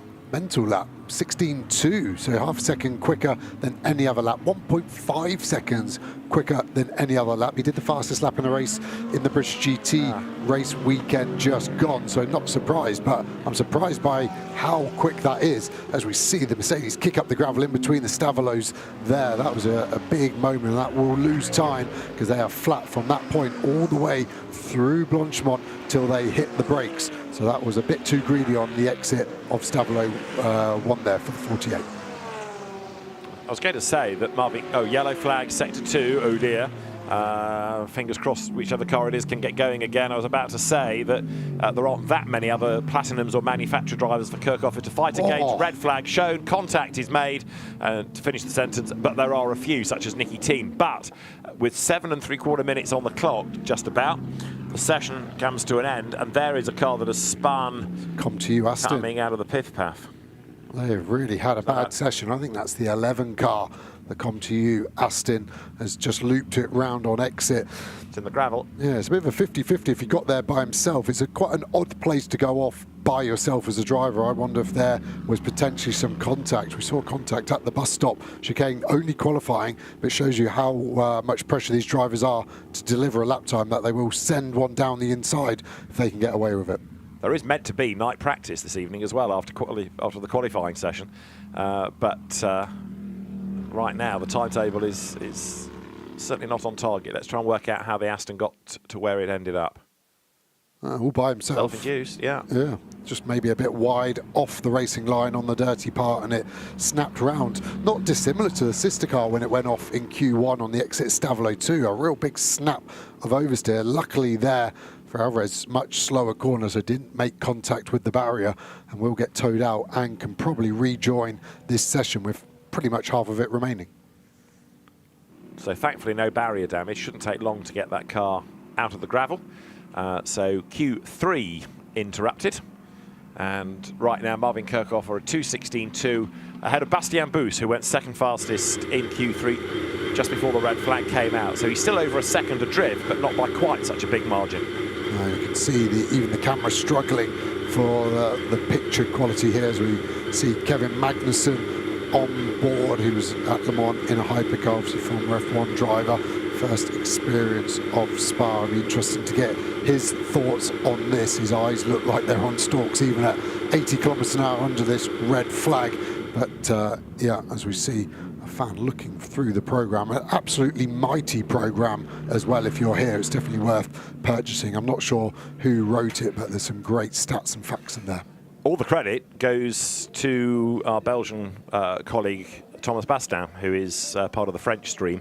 And it was Thomas that wrote it, and Jim Weeks, I think, translated it all for him. And an epic production it is, and it's so nice to come to an event where there is a programme, because quite often these days you get this, oh yes, let's go digital attitude. But a regular feature of the 24 Hours of Spa has been the programme, and it is, as Joe rightly says, an excellent effort by all involved. And long may that continue. Fans in the grandstands then are awaiting track activity. And there you can see the clear-up operation is virtually finished while people are still trickling back to the pit lane. So shouldn't take long to get things back underway. Gravel to be swept, car to be put in a safe place, or at least allowed to rejoin, and then off we go. Yeah, that car could actually get back to the pits before the last car on track at the moment. The 992 Paradine BMW is the last car on track, and that's coming into T10 around 45 to 60 seconds away from where we are under 80k speed. Just looking at Kirchhofer's time, I know I've already gone about it, but I think that really shows the pace McLaren have got, and I think they're probably favourites now to be on overall pole position at the end of this qualifying, and they've really shown their hand of what pace they've got. They've been mighty in Sector 1. Kirchhofer, unsurprisingly, is purple in Sector 1, but 3, and they're the real power sectors here. So if you've got good straight line performance, it really shows up in 1 and 3, and that is something you want to have as a race car. How much of what we're seeing in this is temperature dependent, whether it's in terms of the car or the tyres, and therefore, okay, Kirchhofer's done a 2:16.2 now. If it were warmer, if it were earlier in the evening, would we be looking at the same pace? Question mark. Not from the tyre. The engine doesn't find that much these days, especially the turbo power car kind of negates the air density as much as a naturally aspirated car. As we see the 11 car to do a 3-point turn there to get on his merry way. He will be the last car back, unfortunately. That's a shame, isn't it? Yeah, the tyre and the track temp's the big one. Not much at the moment because we've still got track temp of 20 and we only had a peak of 26 today, so not the biggest one as Christian Hook looks on his Rinaldi Ferrari team. He does indeed, and spots himself on the cameras. Right, so number 11 is on its way back to the pit lane. Sebastian Alvarez then, one of the rookies that we have, one of the many rookies in the entry this year. There he is, flicking the car left and right to shake the gravel out of the bottom. And then he will arrive last down the pit lane like the walk of shame, driving past everybody as the calls of the red flag. Yeah, rather embarrassed. Normally put your visor down even if it's at night and it's a dark visor. You just don't want anyone to potentially see your eyes. Your eyes give everything away, especially with all the good replays we've got today. Yeah. There's no, oh, was he hit? Was he not? Every replay we've had shows the full story. There in the old control tower, hospitality now offering fans a good view, and others watching and filming in rather more modern technology. Where would we be without smartphones as the fans from the pit brasserie looking down at pit in, watch the cars cam underneath them.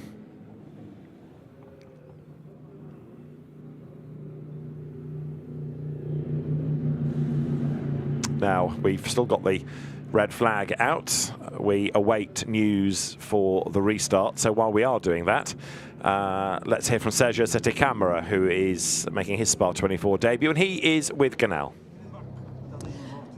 Sergio Setecamera, it's been a tough and nerve-wracking session so far for you guys with the number 11 Aston Martin. Yeah, but I heard Sebastian should come back, so let's hope the car is in one piece, not too much gravel, and we can still finish this qualifying. And for us, you know, it's a learning experience. It's my first long endurance race, and we are here expecting to not make mistakes in the race and go forward slowly. You know, it's today we know it's the day for the pro cars to do the fast laps, not us. Seeing what happened today on track during this quali, what can you expect from the coming sessions and the race on Saturday? Just the basic. It will be the first time I'll be driving in the night with the headlights. I drove in Formula E and in Formula 2, but there we have so much artificial lights. There's like you're in the day. So it will be the first time for me, and yeah, hope to keep it on track. And then on the night session again, and just enjoy with my teammates and my team. Good luck out there. Thank you. Camera is going to be one to watch, isn't he? Because there's another very quick single-seater driver realising that maybe the future is going to have to be a different career path. It's so hard to get into the 20 seats in Formula 1, maybe 22 in the not-too-distant future. But there's a living to be made in sports car racing. Yeah, totally. And he was super rapid in his F3 days, wasn't he? Got signed to the Red Bull Junior team as the 11 car is back. They'll probably whip the wheels off, make sure they clear gravel. And yeah, super experienced, great CV, great character to have around, and really showing the strength of GT racing all the way down the field. Now, we've been saying how well Marvin Kirchhofer has been going. He is over a second faster than anybody else, and we can hear from the man himself. Marvin is with Alex. Marvin, that was a mega lap. It looked like you were dialed in from the start. How was it from you? Yeah, it was good. We were already quite comfortable in pre-qualifying, so I got a lap in, which in this session was the key. We've seen obviously Q1 was a bit more chaotic, and Q2 was a bit more smooth, and happy with the lap itself. Felt like a good lap, so yeah. Yeah, the weather was a little more on your side. So, the McLaren, how's it feeling? Is it the Spa serving you well? Are you feeling confident then for the team? Yeah, we are. I mean, this track has always fitted our car very well, to be honest. I really enjoy driving around this track, especially in the high-speed section, so hopefully we can keep it nice together and have a good run for the rest of the qualifying session, and fingers crossed we make it in the Superpole for tomorrow. Fingers crossed. Thank you. Well done. We are about 10 seconds or so away from all of that lot pouring back on track for 7 minutes and 42 seconds. Quite a statement that he's not getting back in the car. He's done his job. He's obviously gone, I can't go any quicker. That's me done. And it is a mega lap. And I worked with Marvin a fair amount when I was at McLaren. Super nice guy, super fast and super focused. And it's good to see him at the top of the times. And he's really hustled that Garage 59 McLaren miles clear of anyone right now. Right then, green flag is waved. That means that we are back in business. 7 minutes and 40 seconds ticks away. Many of them were in the pits for about 6 minutes or so, and you can see again people slowly heading up Radion within pit lane in order to try and produce a gap between them and the car ahead, and more pockets developing. And you can't overtake because the pit lane is a car width wide, so you can't go over that white line to overtake. Something caught in the headlights there. I wonder if it was a swarm of flies or something. It looked like raindrops, but I can't see it raining out of our window. But that car going slowly there, it had a car in front of it. The Johor Corvette is already at T8, and they're just getting to T5 now on shot. So they've really held everyone up. And it's going to get to a point where I think the race director might have to start saying something, maybe not this year, but in the future, because there isn't a rule against it, but it really isn't sportsmanship like to just hold everyone up by 30 seconds. Yeah, wasn't there a Formula One qualifying session a bit like that, where people lagged back to get track space, but it then meant that people behind were missing the cut to actually start a flying lap or something like that? Going to, I want to say Monza a couple of 3 years ago. Yeah. We are then with people still leaving the pit lane, and we've had over 1 minute and 20 seconds of the session. Yeah, just looking at this session, bizarrely, considering we've done half of it, only 29 cars have actually registered a lap time in this Q3 session. So that's why the overall session is still quite topsy-turvy, because more than half the field haven't registered a time in this session with less than 6 minutes remaining. Yeah, you've got Nicky Tim, Maxi Goetz, Jules Gounon, Laurin Heinrich, all to do a time, and Sheldon van der Linde and Charles Weerts and David Pittard and Matteo Cairoli. Yeah, I mean, some big names yet to do a time. So Marvin Kirchhoff, having certainly thrown down the gauntlet and other assorted cliches by not getting back in the car, feeling confident, but possibly he's right to be, because we've now got 5.5 minutes to go, and there are still people leaving the pit lane. This has taken 2 minutes. Yeah, and 2.5 minutes to do their outlap. They're just about going to squeeze 2 flying laps in at this rate. This is absolute madness from some of the drivers not able to get that lap in. I'm sure some of them we're seeing is because they've done a track limit as well. Yeah. So that's on their shoulders. They haven't registered a lap time. That's not the strategy of the team. That's their own fault. Jules Gounon is one of them that has done a track limit for Oko as well, and Jesse Crone the same. So these drivers having to push so hard, but as soon as you do a track limit, that lap is deleted.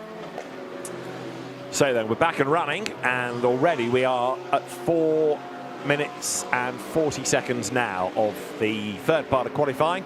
So Marvin Kirchhoff, Garage 59, reckoning on the fact that by the time people have got out there and done a start-up lap and they have just one flyer, that they may not be beaten.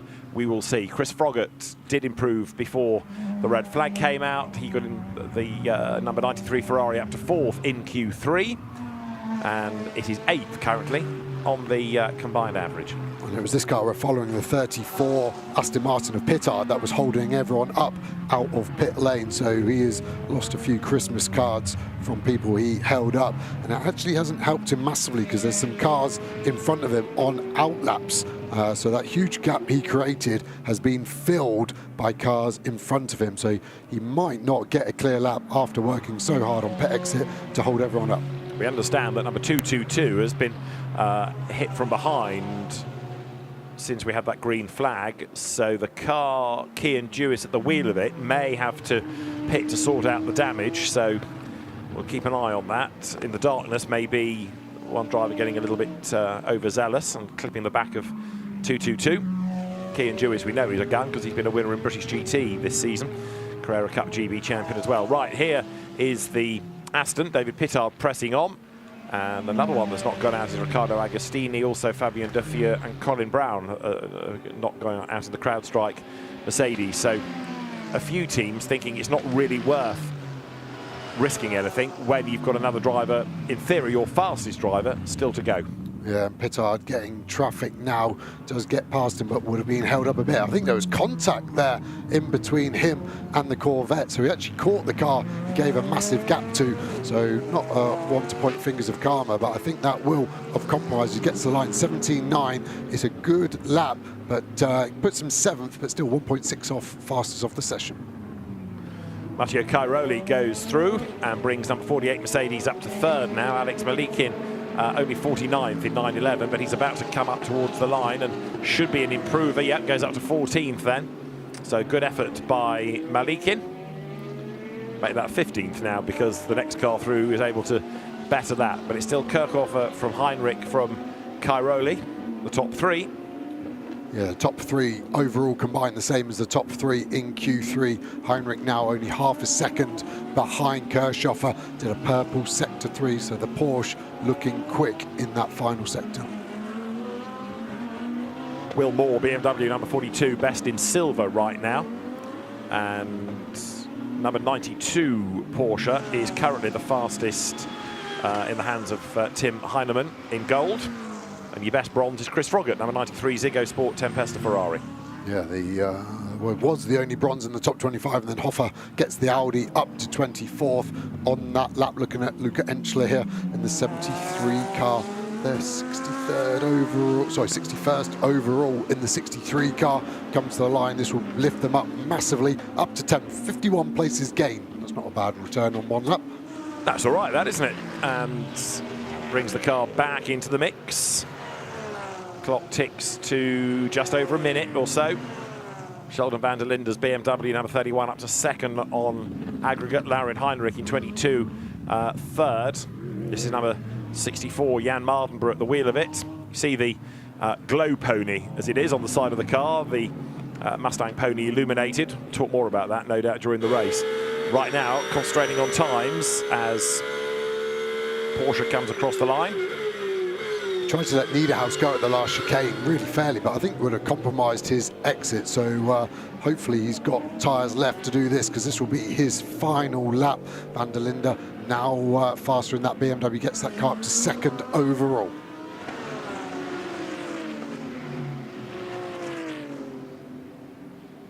So into the final half a minute of Q3. Quick break, final 15 minutes to determine which 20 will go into Superpole. Simon Gachet up to third in Q3 in number 111 McLaren, which is looking good for CSA again, proving the car's pace. He got 2 McLarens in the top 3 and also run by 2 different teams.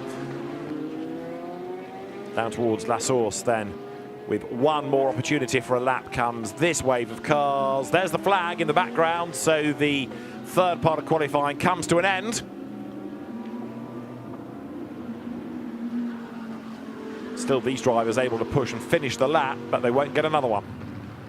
Not to build the pressure on him too much, and obviously you won't be listening to me now, but the pressure is on Benji Goeth, the third driver to go in the 59. We've seen a mega job from Loke, from Kirchhoffer, is now up to him. He has 0.4 of a second clear of the 31 BMW, so there's some in his hands, but he won't want it to slip through his fingers.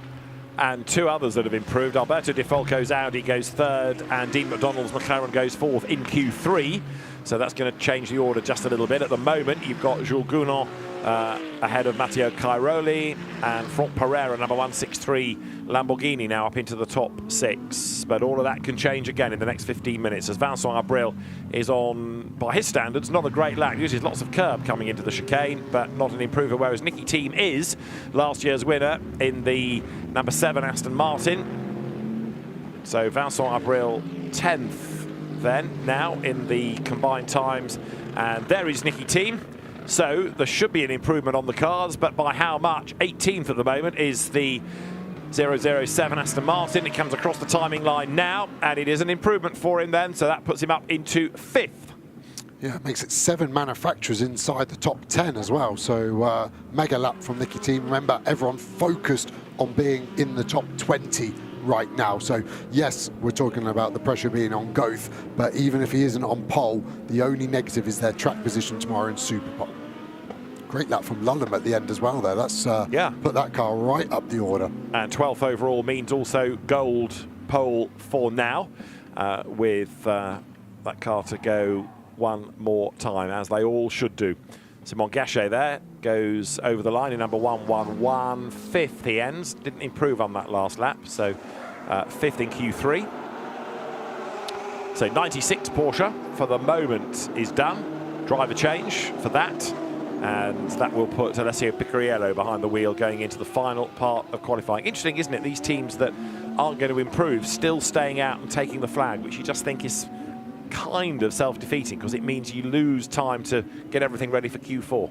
Yeah, the only positive I can draw from that is they're burning the fuel off for the next driver to make it lighter. But all of these teams saying they've got to use these quali tyres in the race because of the allocation, unless they want a double stint, which I don't see being a viable option on the tyre.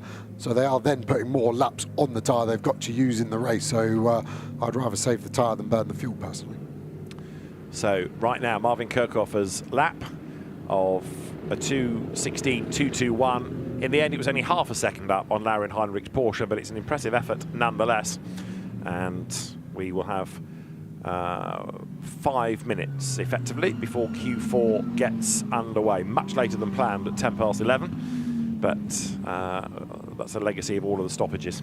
The flames coming out of the back of that Lambo just on the overrun. Beautiful, no turbo in that car, just a beautiful naturally aspirated V10 engine. New car for Lamborghini next year. Exciting to see where they go after a very successful period with the Huracan into the Evo 2. Great longevity for that car. If you, one of the teams that went with it earlier, see the drivers debriefing there. Heinrich talking to Backler on the right.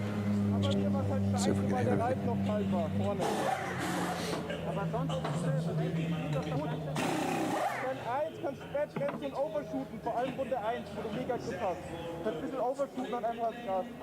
I thought I was being stupid, but I think they're speaking German, of which I don't. Klaus Backler then is going to get on board. Larry Heinrich offering what information he can about being careful not to overshoot a corner. So an incident was looked at between the 23R Jan McLaren and number 3 Get Speed Mercedes, but no further action required. That was into the final chicane, wasn't it? Just before the red flag. Yeah. You see how long it takes for the whole line to come in at the end of a red flag lap. So that's why boxing early, yeah, okay, you don't burn off the fuel, but you've got a lot more time to work because the session is back underway in less than 3 minutes now. Yeah, I really like the Ferrari skates, how they just go under the side skirt.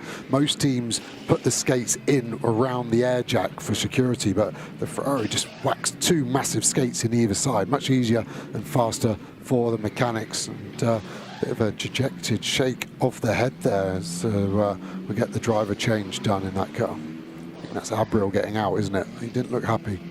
No, he didn't, you're right. See why he's 31st position actually. The Ferrari's not super strong in that session. And interestingly, in that session, the fastest Ferrari, Chris Froggatt. Yeah. Quicker than some big names. You got Froco, you had Abril in that session as well, Agostini. So some quick drivers that he's just done a mega job against. David Perel as well. So Chris Froggatt, really strong job. Yeah, Abril gives way to Alessandro Pierguidi.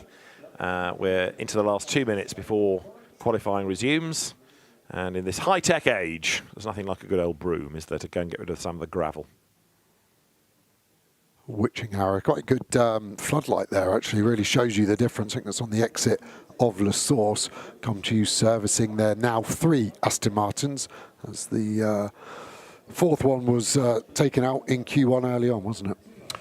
That's right, Nico Bart putting it off the road, the Belgian driver being caught out by the fickle conditions here at the circuit. So everything now is prepared for the final 15 minutes of qualifying, and this is where we start to get a better idea of, if you're 21st and back, your grid position, but if you're in the top 20, you'll go into Superpole and fight it out tomorrow. We will have 1 driver per car. They get an outlap, 2 flyers and back in to determine the pointy end of the grid. And 4:05, we will be on air tomorrow local time with Superpole. So the next part of qualifying determines which 20 we're going to be talking about and how the grid is formed behind. Dennis Marshall here for Castle Racing gets on board number 74. It is going to be then in number 48 Mercedes for the final part of qualifying, Lucas Auer. And 20 seconds and counting. Yeah, that's Superpole. Such a special session to be part of as a driver. The purest you get qualifying. You basically get the whole of Spa to yourself. The cars let out at intervals, so traffic isn't a factor. It almost feels gladiatorial as a driver. You're out there to battle by yourself, and it's a real privilege to do it. Green flag waved, so Q4 underway. 15 minutes on the clock. The cars now with the fuel burnt off should be at their lightest, should be at their quickest. We haven't had any more rain for 20, 25 minutes or so, if not more, so the road will be nice and dry, and therefore this ought to be a good, fast end to the evening for the teams. Yeah, track temperature still hanging on. The humidity lingers as well at 79%, so it's not dropping away stereotypically Spa in terms of temperature plunging. As we see another Belgian driver, Maxime Martin, no tyres on that car. Lucas Stoltz looking on. He will be relatively happy so far, but yeah, he's been a busy boy as well for the last 3 weeks. Yeah, there's Lucas Stoltz, who shares the number 17 Get Speed Mercedes, and we'll watch Fabian Schiller do this part of qualifying. Interesting the way they've divvied that up with Jules Gounon, who you kind of assume would be the fastest, going in Q3, and Fabian Schiller doing this stint. Yeah, and I think when you've got pros so close together, it really doesn't matter which one does which. And we've said it before, haven't we, that actually I think there's some chat about putting your fastest driver in the first session with the heaviest fuel, because they can cope with the illest handling car possible and maximise the lap time when it's an aggregate. Now there's a previous winner of the event, Alexander Sims, in the number 2 Corvette, the JMR car. Alexander, the winner in 2016 here.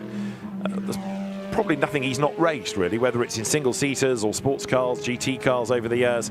Probably touring cars is the one area he steered clear of, but a very, very accomplished driver indeed. Number 9 in that kind of retro early Mark VDS rather than Boutsen VDS colour scheme is the car of Maxi Goetz, Michael Grenier and Maxime Martin. Maxi Goetz, a winner in 2013, Maxime Martin, a winner in 2016. And it is going to be behind the wheel of that car, Maxime Martin, for the final part of qualifying. Number 4, another of the Get Speed Mercedes. This now, sorry, the SPS Mercedes, I should say, is going to be Nick Katzberg, and he's another winner of the event. Yeah, in that VDS liveried Z4 that's on display, which that Mercedes is paying homage to. Again, the splitter kissing there through the sorts as the road dives away. The drivers try and get as close as they can to the wall on the inside to get the shortest distance before this blast down here. 250, 260 Ks as they turn in, flat through Eau Rouge, but be it the uphill nature and the steering lock, you actually lose speed even though you're full throttle, close to track limits as well, I think, there for Nicky Katzberg. We'll keep an eye on that one. But he's going to give us our first representative time in Sector 1. Quickest we've seen so far is a 38.8, so he's a second off that, which was Kirchhofer in the previous quali. Right, Katzberg pressing on, but he needs to, because that car, as you can see, is 71st on aggregate. Alexander Sims doing an absolute best in the first sector, but again, so few people are on a push lap, that is slightly deceiving. And that's another car that needs to improve because it's way, way back, 70th in the times. The headlight flasher on that Corvette is very aggressive. It's day to night, repeatedly. He's trying to get past that Mercedes, who I think is on an outlap, and that's why he peels out the way. So Alexander Sims on a mission as he drops down towards Pouan. And having dealt with the Mercedes AMG, instantly able to pull clear again. Yeah, that was Schiller. So Schiller got out the way well, and what he'll be hoping is that Katzberg will do the same for him later on in the session. Great lighting on the roof of that car. The LED lights are going to make that one easier to pick out in the night.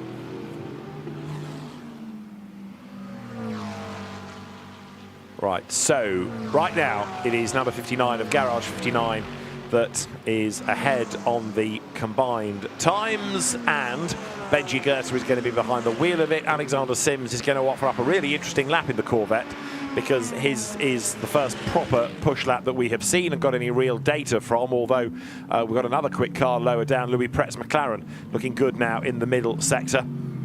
Cars starting to back off and get themselves clear track space if they can, but that produces all sorts of mayhem if you're on a fast lap like Sims, who all of a sudden gets himself bottled up in traffic. Here he comes up towards the line.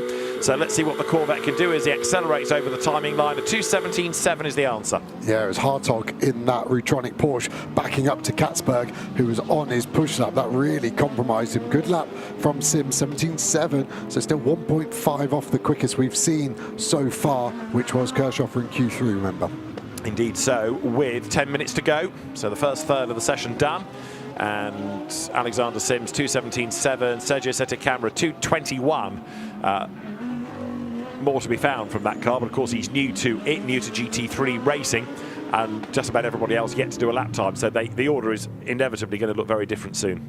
Yeah, really illustrates the length of Spa, doesn't it? That you're 5 minutes into a session and only 2 cars have done a flying lap, because that outlap obviously so long to get the car set up. Drivers jockeying for position as well, so sometimes an outlap which could be done in 2 minutes 25, say, is actually 2 minutes 45 if the engineer's screaming at you. Lose 20 seconds, the gap's 20 seconds behind, and then you have to slot in there. So Benji Goetz is on a mission as well. Number 59, McLaren. Ricardo Feller for Lion Speed in the Porsche that runs in the Bronze Cup. He's done an absolute best middle sector. Let's go on board with Goetz here. So Mega Sector 1 is on target at the moment. You can see the dash illuminated. You can change the brightness easily in the McLaren, but he's decided to keep it up bright. He wants the data in front of him. 4th gear, flat through Stavelo 2. Rev lights coming, shift when they all go blue. Just trying to see his delta's green on the dash. So is that to Kirchhoff, or is that to himself? I would have expected them to change it to him, but at the moment this is looking like a mega lap for Goethe. This should be enough to keep them P1 through Blanchimont flat. Good on track limits, used every inch and more. One more brake to go. Brake after safety car 2 line, hard on the brakes, all the way down to 1st gear. Hooked the apex up, really nice, no traffic. Unwind the lock, full throttle to the line. This is going to be a stonking lap. This sector is actually to Kirchhoff. His delta is there. Look at that, 16.3, amazing lap. Fastest in the session then, 2:16.315, and it keeps the car at the top on combined average. Louis Pret in the sister car, 2nd fastest in Q4. That's a really good job as well, with the absolute best in the final sector. Except it all changes. Another McLaren from Garage 59 goes top now. Jack Hawksworth in 188 does a 2:16.2 to go fastest. McLaren and Garage 59 1-2-3 in this session. They have found something. Can they keep that pace in the rate? Now we go on board with Piccarello. Car looks a little lively on the apex, fine on the exit again, hard on the brakes. A lot of these cars using the inside curb on top of the sausage. Piccarello does exactly that. You can see the front wheel arch deflect up, such as the impact. That BMW looked like it was going to hold us up, but didn't hurt us too much, and he crosses the line 17.3, P5 in this session. Okay, so that's a big improvement, isn't it? The Porsches having flattered to deceive a little bit, but that's a good effort by Piccarello with 7 minutes still on the clock. So in the Q4, Ferrari up to 2nd now, because Alessandro Pierguidi has done a 2:16.2. So you've got Hawksworth, Pierguidi, Goethe, Pret. Davide Rigon's Ferrari is up to 5th, and James Kell's McLaren is 6th, but it's Goethe ahead of number 17 now, Fabian Schiller at the wheel as the top 2 on aggregate. Yeah, still only 37 cars have done their time, as we see the 46 BMW going slowly. Again, you can see the aggressive nature of these flashes on the headlights now. So we've still got a lot of pros to set their time. So this top 20 is going to have a big shake-up in the remaining 6 minutes and 38 seconds. Certainly is, as Jordan Pepper, number 63 Lamborghini, is on a mission. But this is 58 then. This is Louis Pret, 4th in Q4. Heading up to the line, that's 63, which is Jordan Pepper.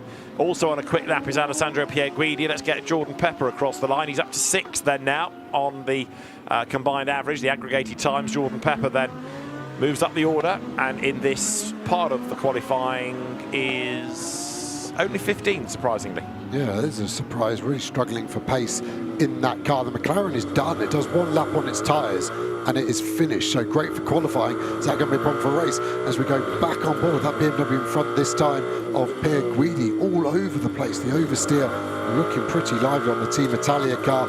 Pierguidi's car looking good though, the balance looking smooth. You can just see his hands moving through the window net. We're going to get a slipstream off this BMW, but unless he lives off, we're not going to get past him into Blanchimont, and we're going to get all the dirty air over the front of this Ferrari 296 GT3, and that might mean he needs a lift. Let's listen.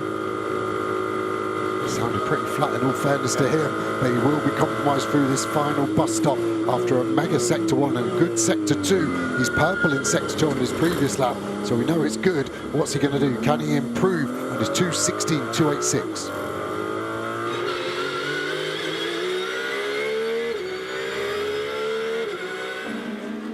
Porsche over the line.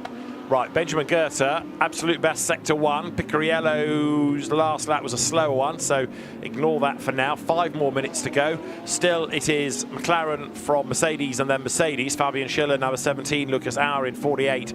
Currently 2nd and 3rd on that combined average. Then it's 2 Ferraris. Alessandro Pierguidi ahead of Arthur Leclerc. Marco Sorensen has dragged number 7 up into the top 6. Make that 7 because Marco Wittmann puts number 31 now up to 2nd on average. I said McLaren couldn't do more than 1 lap. They've done a cool lap, and they've gone again on their 3rd flyer, and Benji Goethe has gone purple in Sector 1, so he's got a chance of improving. Not that he needs it, he's half a second clear to Marco Wittmann at the moment on the combined times in 2nd place. So we're almost at 20 past 11 in the evening here with this much interrupted qualifying session. And the team's already trying to find out whether the night practice session is going to go ahead or with what time schedule, because many of them are trying to work out when they can send the mechanics off for sleep and what needs to be done to work on the cars, whether they want to be out on track or whether they need to be doing any repairs or tweaks ready for, in some cases, Superpole tomorrow. If you're not in Superpole, you get a relatively calm day because there's no other GT3 running, but the track is so busy with GT2 races, GT4 races, McLaren races, Lamborghini races. Benjamin Goethe's really good first sector kind of fell away, lost a couple of seconds in the middle. Yeah, just looking down the order, 22nd Rossi at the moment needs to find less than a 1/10 of a second to get into Superpole. Of course, it's over aggregate, so it's more than that single 100th of a second. But yeah, there's some big names on the cusp of missing out on Superpole. Preening and Ellis there in 23rd and 24th respectively. Yeah, Thomas Preening up towards the line, then in 9.11. Thunders out of the chicane, up to the timing line, breaks the beam, and not an improvement. Disappointing that for the pure racing Porsche. We've just had an improvement though from Maxime Martin to go 4th in Q4, another one from Gilles Magnus to go 12th, and then Dylan Pereira put 66 Audi 11th in Q4. It's still number 59 then ahead on aggregate by half a second from number 31 BMW, and then the 22 Schumacher CLRT Porsche. Mega job from Century Motorsport, the highest placed silver car, just about to sneak into Superpole at the moment. Hopefully they can continue that pace in the 42 car. I think that's an advantage of just being 3 drivers. They missed out on Q1, the slow session, but they've still got to do the time. Good job to the 42 Century BMW. There's Valentino Rossi then, 22nd on aggregate, looking to improve, needing to improve. We're still getting improvements as the BMW picks its way between all the gravel that's been dropped on the road. And this is only in effectively an hour of qualifying. Just imagine what it's going to be like during the race. Yeah, exactly. 18.5 from Rossi, so pretty decent lap time. It was actually Magnussen in the session before that has held that car back with an 18.8. So I'm not sure if he had traffic or an issue, but yeah, Kevin Magnussen's time at the moment is the problem for the 46. And this is Rossi into the chicane. Lots of curb used as he accelerates out the other side of that right-left flick. Slightly uphill chicane as well, that you turn in, the road is starting to climb. Valentino Rossi goes across the line 20th then on aggregate, so a little step forward, and importantly that gets him into Superpole. Yep, he is sitting on the slipperiest step known to man though, because there are what, at least 50 cars behind him trying to kick him off that bottom step of Superpole, so he will keep pushing on his final lap of this qualifying session. Thomas Preening is trying to push, but he can't. He just can't unlock the time out of that car. He's a bit stuck in the traffic as well.